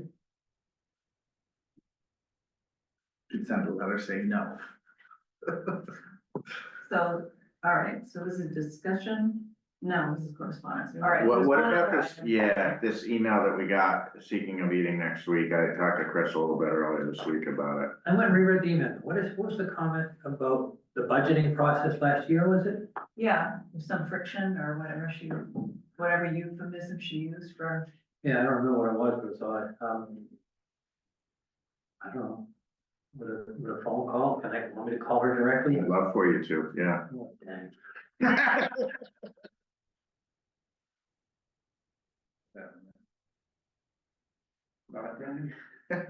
Max will get it wrong, too, right? Chris will be making a phone call. all right. Do we wanna have any discussion on item B? I would just, respectfully remind the board that, Rick is the fourth designee of Board of Health, so I don't know if you're inclined to go Tuesday. I'm happy to go for the first half hour, but I got Harbor Committee at 5:30. I'd be concerned about the meeting happening without us being at least listening. Yeah. I have a pretty good idea of how it's gonna go, and I feel like if we're not there listening, it could blow up, and it could probably blow up anyway. Yeah. But I feel like we should try to be represented. I don't wanna, throw you out there, but, That's okay, I roll well when I go underneath the bus. I don't know, Wendy, do you wanna give any kind of synopsis of the conversation you had with Mr. Hugo? Yeah, and. Did he spend his whole weekend doing it? Apparently, For your benefit. was it Anne Marie? Yes, The Anne Marie Casey. mayor of Amesbury's chief of staff reached out to Angus and wanted to know like why we wouldn't do it. And so I said I would call her back. She was very nice, but then she said, oh, can I have this other guy there? And so there was a Zoom meeting. She asked me about why we voted. I gave a 30-second synopsis, and then he spent the next 20 minutes like lecturing me about, you know, this new regulations, you know, what his group did to pass the support and all this stuff. So she finally had to cut him off because I told her before the meeting that this is not to change my mind. I'm happy to talk with you, but no expectation that, you know, I'm gonna go back and log Yeah, with my board. Yeah, So it was pretty aggressive and confrontational. And I think Angus is. Yeah, he called me up unsolicited on Tuesday, and he was very aggressive, very, almost menacing, you Yeah, know. if with you'll be the- sorry. Yeah, Well, references you're gonna get to, voted out. yeah, exactly, Right here. yes. right, I saw that. No, he said that. He said, I don't think the voters will be happy to learn about this, and the town's gonna be facing all kinds of costs. I don't, you know, I don't think the town is budgeting properly, but like, it was very presumptuous and very He had aggressive. no idea what Newbury, West Newbury was like. And he was Yeah. saying, you know, like all your Title V inspectors are gonna need training, and like, he didn't even understand that we don't have like an army of Title V Right. inspectors. So it's just, I said to Angus, I mean, I wonder what his stake in this is, you know, is it Yeah, his well, job? it sure sounded to me, just reading, I didn't read everything, as far as I got. Yeah, he is a stake, he is a financial interest, Yeah. a significant Certainly. financial interest, Yeah, yeah, how it came yeah, across. yeah. Which maybe needs to be put into the conversation, I if think he's it, I think it aggressive, does, yeah. yeah. All right, well, thank you, Rick. So I'm definitely happy to be there at 5 on Tuesday, but I'm gonna have to leave at Yeah. 5:30, so. Do you wanna just have Rick go? I mean, I think there's a certain benefit to not having you get entangled in this. I'm happy not to, I just didn't wanna, I mean, What do you think, Rick? That's fine, I'll go, and it's similar to what was done last time, Paul will let you know that I got it all figured out. that's what he told me last night. I'm curious to know how this meeting was set up, whether Hugo reached out to them or whether Paul set it up, you know? And it's really interesting to me that this is supposed to be a Board of Health initiative and they have no idea what's happening, you know? Like, it didn't originate from them. Yeah. So, but I'm sure we'll hear about it after. All right, And didn't Paul have, in his letter there, say something, this was a great thing to do? Join it, he said something. Well, I think he said if we were going to do it to be neighborly. Yeah, that's what he No, told I know. Wendy, and what he told me was that he didn't feel there was a direct benefit to the town other than basically being a good neighbor, but. That's what he said previously, I remember that. I thought there was somewhere, or maybe there's an email in here, Paul. Not in the packet. yeah, I highlighted that sentence. I spent my entire weekend writing. Right, Yeah, right. I highlighted it too. It was a second reference to the weekend. All right. Paul's, but anyway, so, yeah. All right, so motion to recess. Let's call it. Sure, yeah, motion to recess to recession. Second. All in favor? Parker, Well, Right, the, So just a quick anecdote or side note about this thing about how he spent all weekend doing it for you, and then later on, he made, it became clear that he'd actually done it for multiple other people. that there were other He meant you, Rob. well, it should have been done months ago before it was even presented to us, it would have actually helped at the time. yeah, it's been no shortage of paper on this, too much paper. All right, the board's recessing to executive session, we'll reconvene an open session for the sole purpose of adjournment. Thank you. That was why you said, hold on.